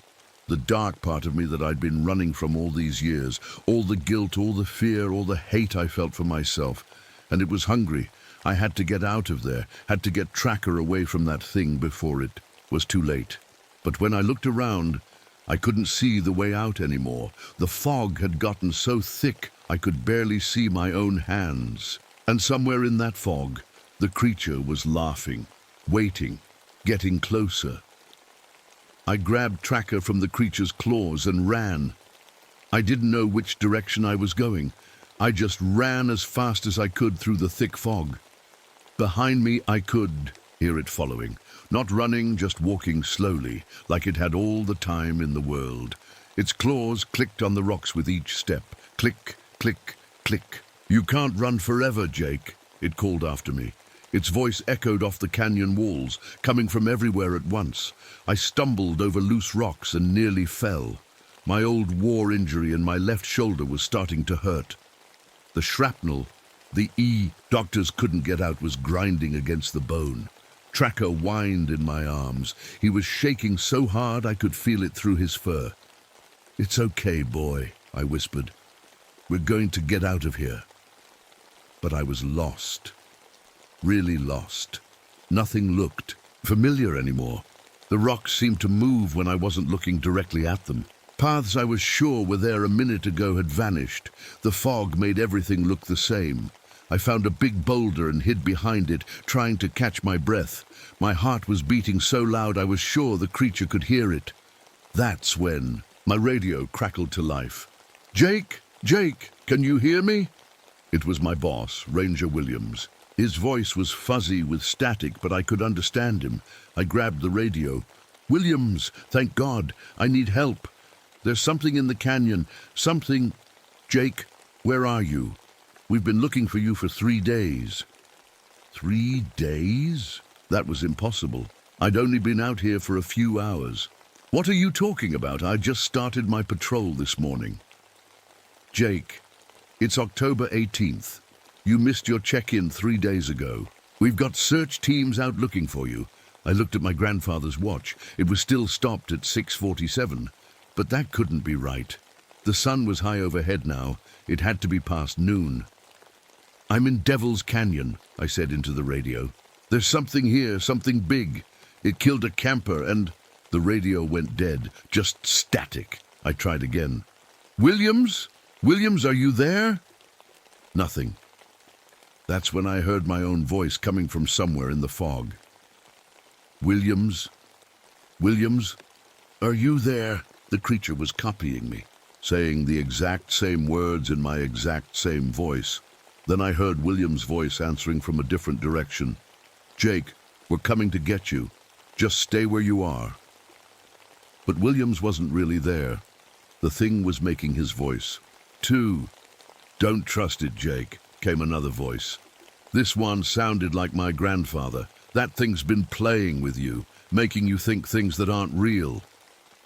I knew my grandfather was dead, had been dead for 10 years, but his voice sounded so real, so close. "Grandpa," I whispered, "it feeds on fear, boy, on guilt and sadness. That's what makes it strong. How do I fight it?" "You got to face what you're running from. You got to stop being afraid of yourself." Then his voice was gone, and I heard the creature laughing again. I looked around the boulder. The thing was standing about 20 feet away, just watching me. It wasn't in any hurry. It knew I had nowhere to go.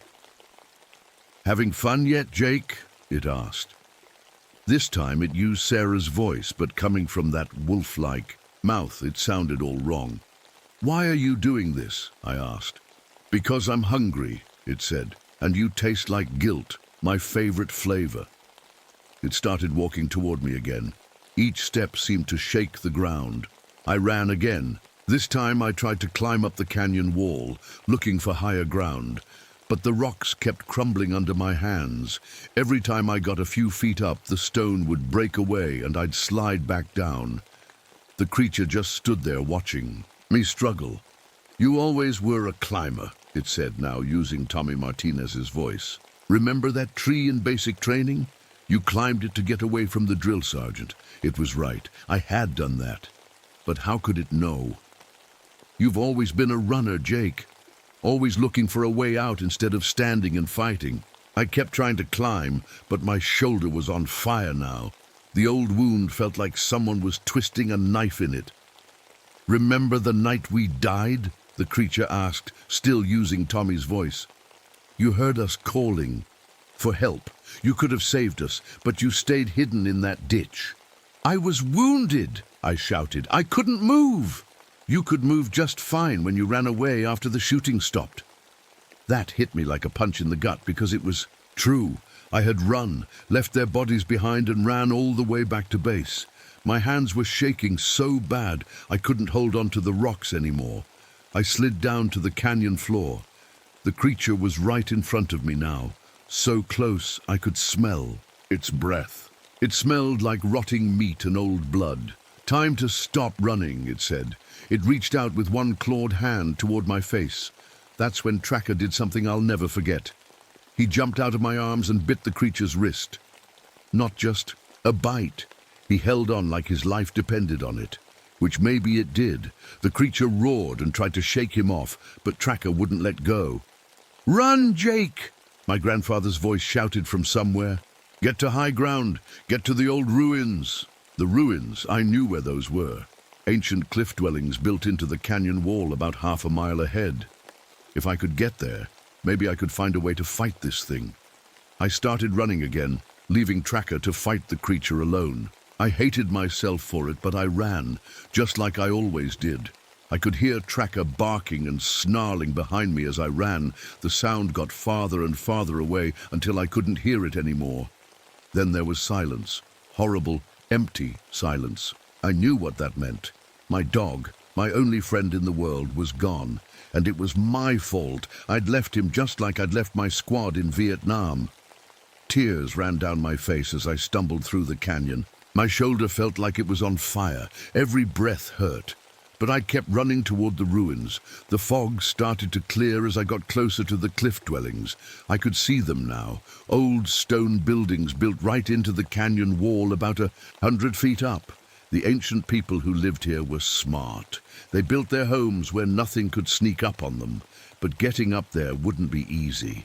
The path was just handholds carved into the rock face. One slip and I'd fall to my death. I started climbing. My hands were shaking and my shoulders screamed with pain, but I kept going. Behind me I could hear the creature coming. It wasn't hurrying. It knew I was trapped. "Nice try, Jake," it called up to me, "but there's nowhere left to run." I was about 50 feet up when I heard something that made my heart stop. Tracker barking. He was alive. Hurt maybe, but alive. "Jake!" came a weak voice from below. "Jake, help me!" I looked down and saw Tracker limping across the canyon floor. He was bleeding from deep cuts on his side, but he was moving.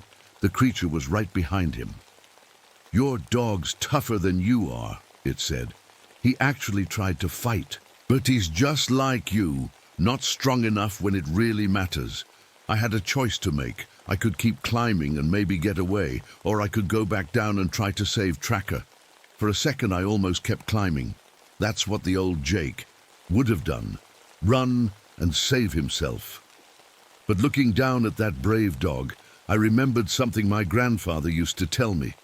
A man's got to stand for something, or he'll fall for anything. I'd been running from my guilt for 8 years. Running from my nightmares, my mistakes, my fears. But Tracker had never run from anything. He'd stayed loyal to me, even when I didn't deserve it. It was time to stop running. I climbed back down. The creature was waiting for me at the bottom. It had Tracker pinned under one huge paw. My dog was barely moving. "Well, well," the creature said, "look who decided to be brave." "Let him go," I said. "This is between you and me. Finally ready to face your demons, Jake." I pulled out my grandfather's pocket watch. It was the only thing I had left, heavy silver passed down through 3 generations of Morrison men. "My grandfather carried this through World War II, I said. "My father carried it in Korea. They were both braver men than me." The creature laughed. "And what good did it do them? They're both dead." "Yeah, but they died standing up, fighting for something that mattered." I held the watch up like a weapon. It caught the sunlight and threw bright reflections on the canyon walls. "You think that old piece of metal can hurt me?" the creature asked. "Maybe, maybe not, but I'm not running anymore." The creature let go of Tracker and stood up to its full height. It was even bigger than I'd thought, at least 9 feet tall. Its claws were like knives. "You can't fight what you are, Jake. You're a coward. You always have been." "You're right," I said. "I am a coward. I ran from Vietnam. I ran from Sarah. I ran from everyone who ever needed me." The creature smiled, showing all those sharp teeth. "But I'm not running now," I said. I charged at the thing, swinging my grandfather's watch like a club. It hit the creature right in the face, and for the first time, it actually flinched. Where the silver touched it, the creature's skin started to smoke and burn. "That's impossible," it snarled. "My grandfather told me something once," I said, swinging again. "He said the only thing that can beat a nightmare is to stop being afraid of it." The watch hit the creature's arm, and it howled in pain. Real pain. "You're not some monster from hell," I said, backing it toward the cliff wall. "You're just my own fear wearing a scary mask." I kept swinging the watch. Each hit made the creature smaller, weaker. The fog around us started to clear, and I'm not afraid of myself anymore. The creature made one last desperate grab at me. Its claws caught my shirt and ripped it open, but I didn't stop fighting. I brought the watch down as hard as I could, right on top of its head. There was a flash of bright light and the creature screamed. But this time, the scream sounded human. It sounded like me. All my fear, all my guilt, all my self-hate poured out in that scream. Then the creature was gone, just gone, like it had never been there at all. I fell to my knees, breathing hard. The watch in my hand was cracked, but it was ticking again. Tracker limped over to me and licked my face. He was hurt bad, but his tail was wagging. "Good boy," I whispered. "Good boy. I'm sorry I left you." But our troubles weren't over yet. The fight had loosened rocks on the cliff face above us. I could hear them starting to slide. "We need to move," I told Tracker.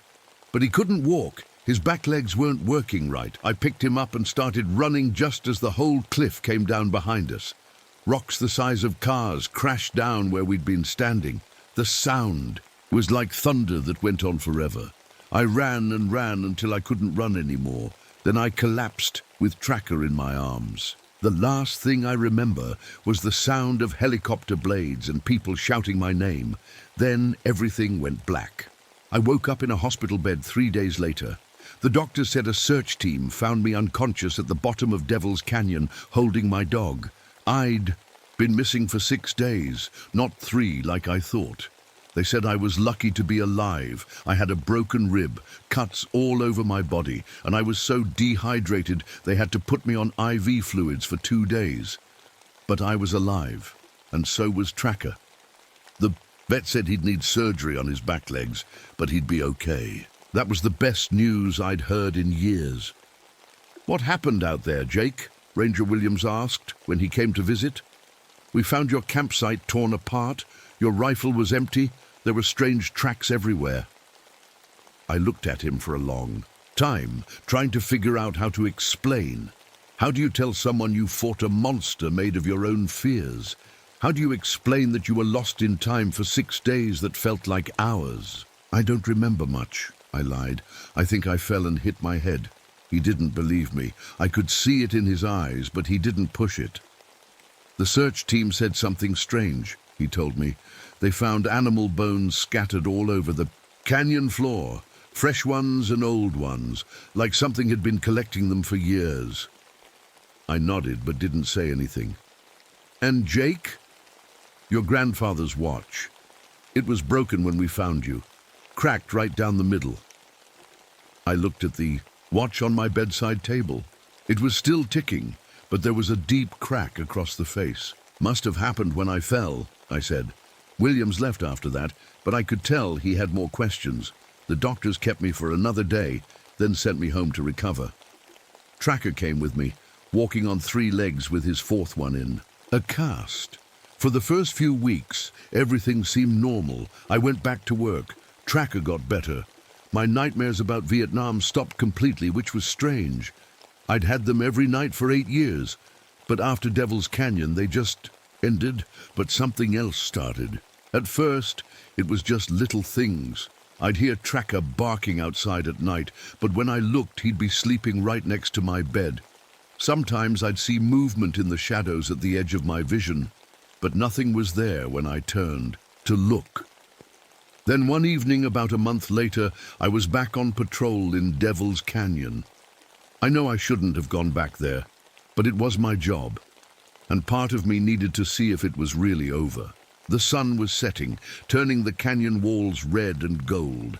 Everything looked peaceful, normal. That's when I heard it, a bark, Tracker's bark. But Tracker was with me, lying at my feet. His ears perked up when he heard it too. The bark came again, echoing off the canyon walls. It sounded like it was coming from everywhere and nowhere at once. I looked up at the canyon rim and saw something that made my blood freeze, a shape, big and dark, standing on 2 legs. It was too far away to see clearly, but I knew what it was. The creature was back, or maybe it had never really left. "Come on, boy," I whispered to Tracker. "Time to go." We walked back to my truck quickly but calmly. I didn't run. I wasn't going to run anymore. But as we drove away, I kept checking my rearview mirror. And sometimes, just sometimes, I thought I saw something following us along the canyon rim. That was 5 months ago. I still work as a ranger. I still patrol Devil's Canyon when I have to. But I always make sure to leave before sunset. And I never go alone. Tracker recovered completely. He walks fine now, though he limps a little when it rains. But he's different too. Sometimes he'll stare at empty spaces and growl at nothing. And he won't go near the deep parts of the canyon anymore. I think he remembers what happened out there, even if no one else believes it. People in town started calling it the Devil's Canyon incident. They say a park ranger got lost for 6 days and went a little crazy from the heat and dehydration. They say I imagined the whole thing. Maybe they're right. Maybe it was all in my head, but I know what I saw. I know what I fought, and I know it's still out there, waiting. Sometimes late at night, when the wind is howling through the canyon, I can hear it calling my name. Not in that scary monster voice, but in the voices of people I've lost. Tommy Martinez, my grandfather, even Sarah. They're not angry anymore. They sound peaceful, Like they've forgiven me for all the things I couldn't do, all the people I couldn't save. I think facing that creature changed something inside me. I'm not the same man who ran away from everything. I still have fears, but I don't let them control me anymore. My grandfather's watch still works, even with the crack down the middle. It keeps perfect time now, which is strange because it never did before. Sometimes I catch it ticking a little, faster when I'm near the canyon, like it's trying to warn me about something. I keep it with me always, just like my grandfather did, just like his grandfather before him, because I learned something important in Devil's Canyon. Sometimes the monsters we're most afraid of are the ones that live inside us, and the only way to beat them is to stop running and face them head on, even if it scares you to death, even if you're not sure you'll win, because running away never really solves anything. It just makes the monster stronger, and somewhere out, there in Devil's Canyon, in the deep shadows between the red rocks, something is still waiting, still watching, still hungry. But I'm not afraid anymore. At least, not as much as I used to be. And that's enough. That has to be enough. My name is William Crow Feather, and what I'm about to tell you happened during the coldest February I can remember in the Boundary Waters. That winter, the ice on the lakes grew thick enough that you'd think nothing could break it. But sometimes, at night, I'd hear it crack like something was trying to get through. The sound always reminded me of bones breaking. The northern lights were out almost every night that month, painting the sky with green fire. Sometimes, when I stared at them too long, they seemed to pulse like a heartbeat. An old heartbeat. Like they were keeping time with something that died in these woods long ago. The wolves were restless too. Their howls carried across the frozen lakes, mixing with the wind that whistled through the bare birch trees. There's a special kind of loneliness in that sound, the kind that makes you understand why a starving man might do terrible things to survive. I remember looking up at the stars one night, at Orion hanging there like he was frozen in place. His stars reflected on the ice below, making it seem like the hunter was trapped above and below, watching over the faces of everyone who ever starved to death in these woods. The air was so cold it hurt to breathe. Each time I exhaled, my breath hung in front of me like a small, dying cloud. My grandfather used to say that our visible breath in winter was our prayers made real, rising up to spirits who might or might not be listening. The wind didn't blow right that February. It moved in spirals, drawing inward instead of pushing across the lakes like it should. It carried strange smells, like meat left too long in a freezer or things that should have stayed, buried under the snow. One morning, I found ice fishing holes cut in a pattern I didn't make. They formed shapes that looked like Ojibwe writing, words I could almost remember from when my grandfather tried to teach me. The edges of these holes were rimmed with frost that seemed to grow like hungry fingers reaching for the water. There was a snowy owl that kept showing up near my cabin. Not hunting, just watching. Its eyes didn't reflect light like they should. Instead, they seemed to swallow it, like looking into empty space after you've eaten your last meal and know there won't be another. Then came the night when the temperature dropped so fast, it felt like the forest itself was gasping for air. And the snow, I'll never forget this as long as I live.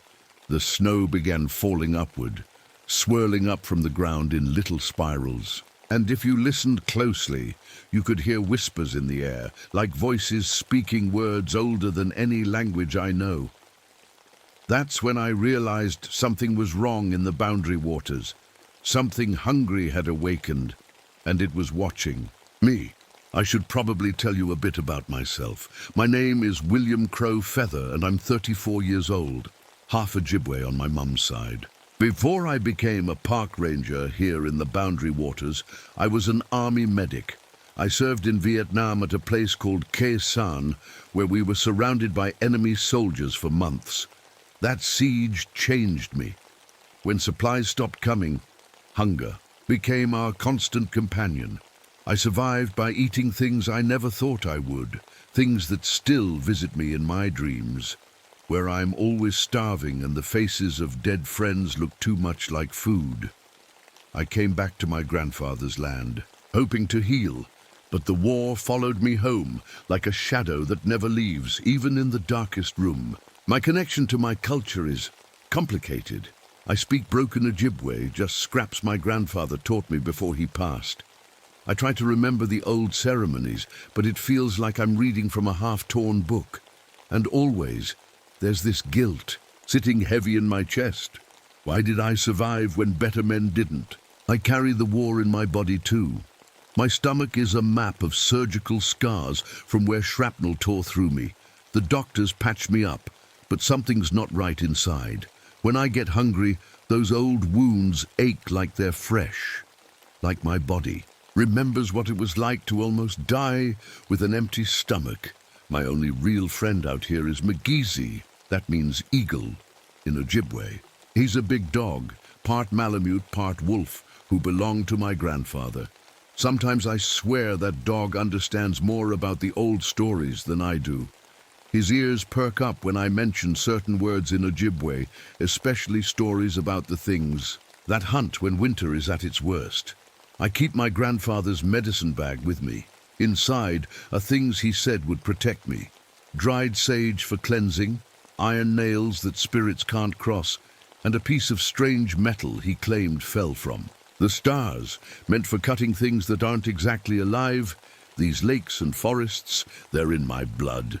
My ancestors paddled these waters for hundreds of years.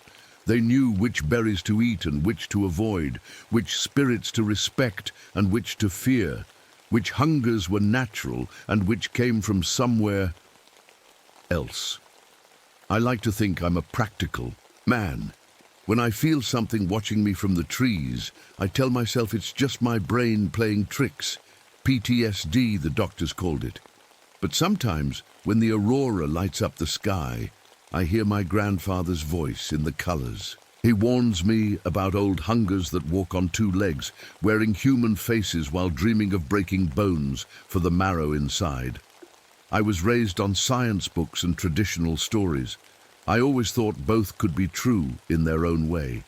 But that February I learned some hungers are older than both, and fighting them takes sacrifices no textbook ever taught me. It was around midnight when I first knew something was truly wrong. I was doing my usual patrol with Mgizi, checking on some ice fishermen who'd set up camp on Knife Lake. We were walking along a well-worn trail when Mgizi suddenly stopped. His body went stiff and the fur on his back stood straight up. Then he howled. Not the normal howl he does when he hears other wolves. This was different, like a warning. He wasn't looking up at the moon, but straight ahead at something moving between the trees. Whatever it was, cast shadows that seemed too long for its body, stretching across the snow like dark fingers. The forest went completely silent. 1 second, there was the usual creaking of trees and distant animal sounds. The next, nothing. No wind whistling through pine needles, no ice shifting on the lake, no far-off wolf calls. Just breathing. Something breathing that wasn't Mgizi or me. We pushed on toward the fishing camp, Mgizi staying closer to my legs than usual. When we reached the clearing by the lake, I saw the ice fishing shacks with their lights still on. 2 men were sitting on buckets next to their holes in the ice. From a distance, they looked normal, just guys fishing, but they weren't moving. Right. As I got closer, I saw they were frozen solid, sitting upright, faces locked in strange smiles. Their hands were still moving slowly toward their mouths, like they were trying to eat something invisible. Their skin was blue-white, but their eyes looked hungry and alive. The air around them tasted strange, like when you lick a penny or when you eat meat that's been in the freezer too long. It tasted like something that wasn't meant to be food, but became food anyway. Inside one of the shacks, I found a journal. Parts were written in English, parts in Ojibwe, and parts in something else. Scratches that looked like claw marks but somehow formed words. Words about a winter that never ends and hunger that never stops. My radio crackled to life on its own. Through the static, I heard voices speaking Ojibwe, not modern Ojibwe, but the old way, like my grandmother used to speak. They were telling stories about the hunger that comes in winter, the hunger that makes parents eat their children when food runs out. Stories my grandmother would only whisper, never say out loud. Then I heard it, a sound coming from across the frozen lake. It started like a wolf's howl, but changed halfway through, becoming almost human, but not quite. It was the sound of someone discovering that they liked the taste of something they should never have put in their mouth. Around the camp, every tree had marks on it, deep gouges about mouth high, like something had tried to eat the bark when it couldn't find anything better. In some places, the trees were stripped completely. As I turned to leave, I noticed something. Glowing on the ground, mushrooms, or something like mushrooms, were growing in the snow, following the pattern of footprints. They glowed with a sickly green light that pulsed like a heartbeat, like a stomach digesting. I tried to calm myself by saying a prayer in Ojibwe, words my grandfather taught me for protection. But as I spoke, the words felt thick in my mouth like meat. My spit turned pink like there was blood in it. And worse, it tasted good, like people I knew in Vietnam, like Henderson, who died in my arms while I was so hungry I could barely think. That's when I knew for sure what was happening. The Wendigo had awakened, the hunger that walks, and it was calling to me. I grabbed my rifle and whistled for McGeezy to follow me. We needed to get back to my cabin, to safety. But the snow was coming down harder now, swirling around us in ways that didn't make sense. Through the white curtain, I saw something moving. It was tall, much taller than any man should be. It moved like wind-given shape, drifting between trees, but never quite touching them. And I could feel it watching me with a hunger so deep, it made my own stomach clench in response. The feeling that washed over me wasn't just fear. It was worse. It was understanding, like this thing knew me, knew the darkest parts of me that I keep locked away. The parts that remembered how, in my most desperate moments in Vietnam, human flesh didn't look so different from any other meat. As the snow cleared for a moment, I saw it fully for the first time. It stood maybe 15 feet tall, its body stretched thin like someone had pulled taffy until it almost broke. Its skin was grey-white, pulled tight over yellow bones. Its fingers ended in points like icicles, and its face was my grandfather's. But wrong. The mouth was too wide, and where my grandfather had kind eyes and normal teeth, this thing had empty holes and teeth filed to sharp points like a wolf's. "Grandson," it said in my grandfather's voice. The sound echoed around the frozen lake. "Do you remember how good Henderson tasted when you were in that foxhole? How you licked your fingers after?" My body went cold in a way that had nothing to do with the winter air.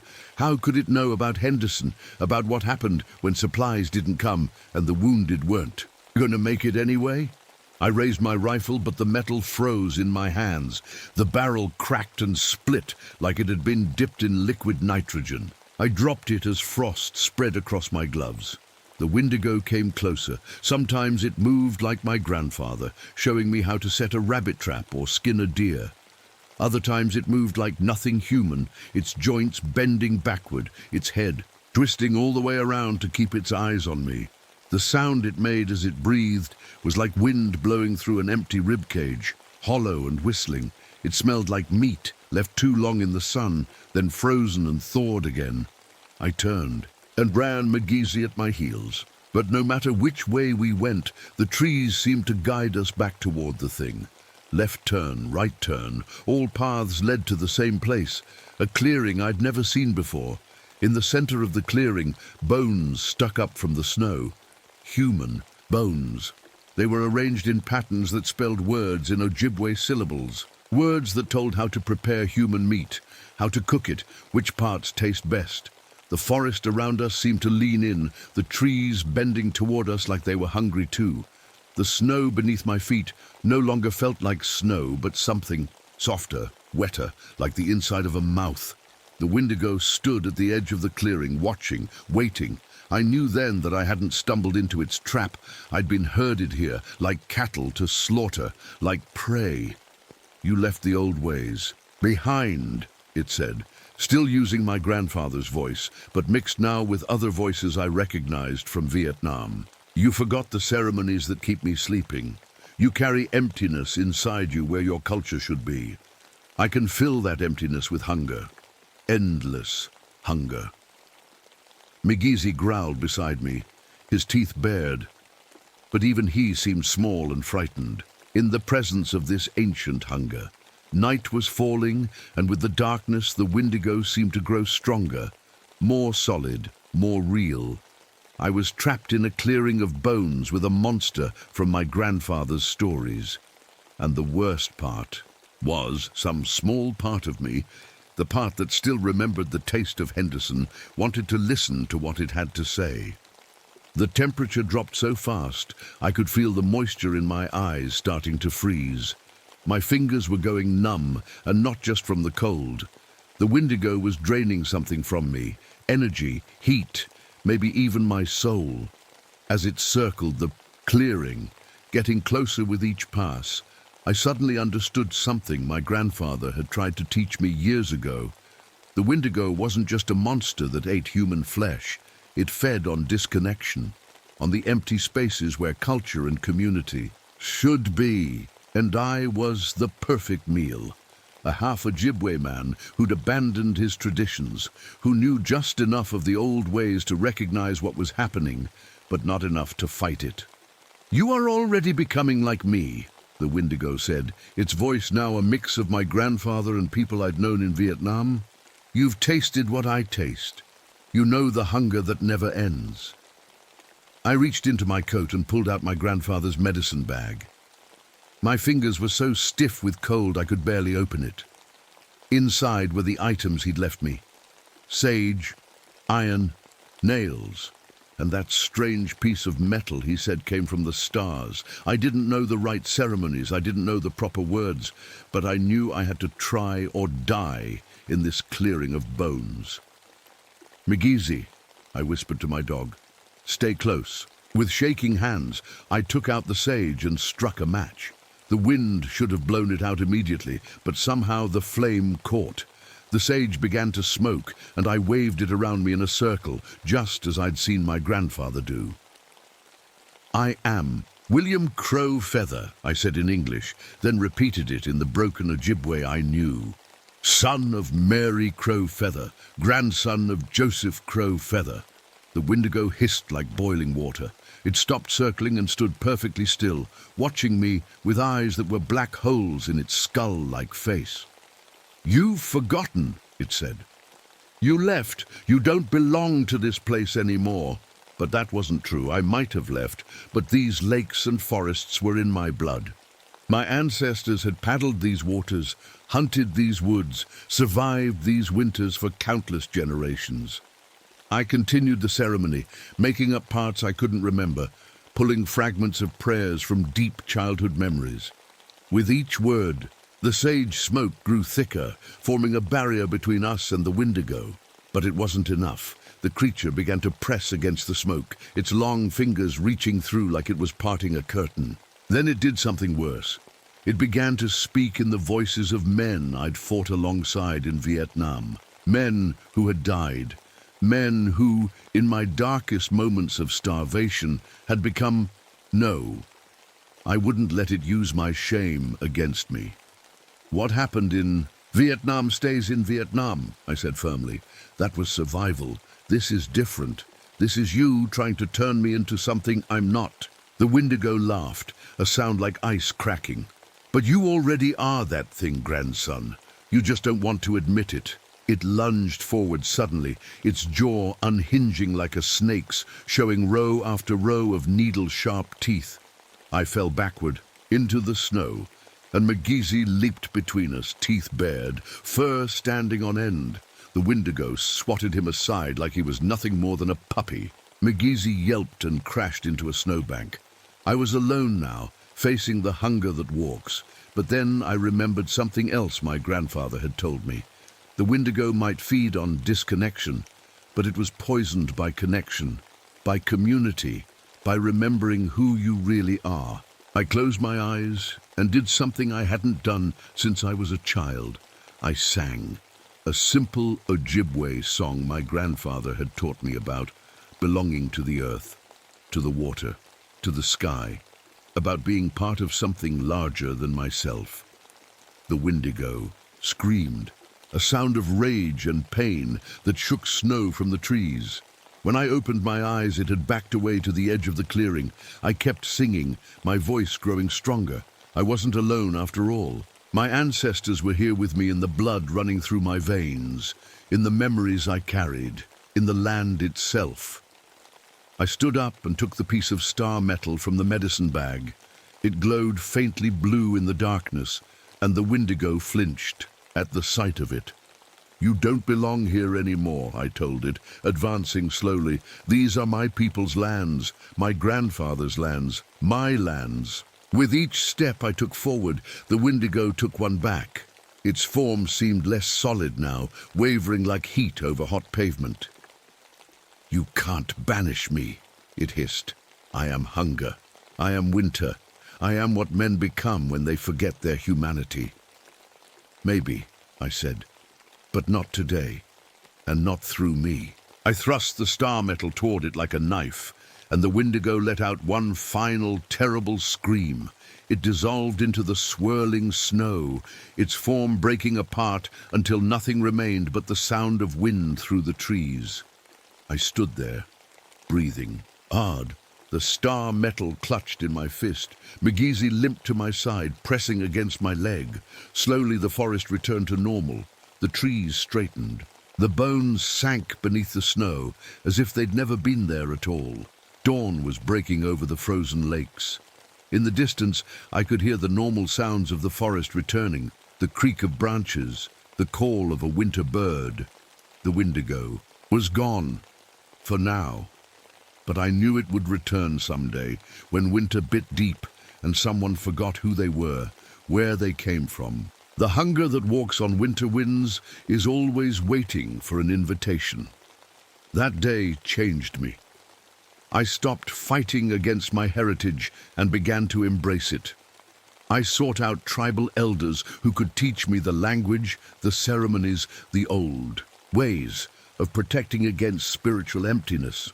Eventually, I started a program for native youth, especially veterans suffering like I had. We'd bring them out to the boundary waters and teach them how to reconnect with the land, with their culture, with themselves. And sometimes, on cold winter nights when the aurora dances green across the sky, I tell them this story, not to frighten them, but to remind them that the strongest protection against monsters, both real and metaphorical, is remembering who you are and where you come from. Because when you know that, truly know it in your bones, even the hunger that walks on winter winds cannot touch you.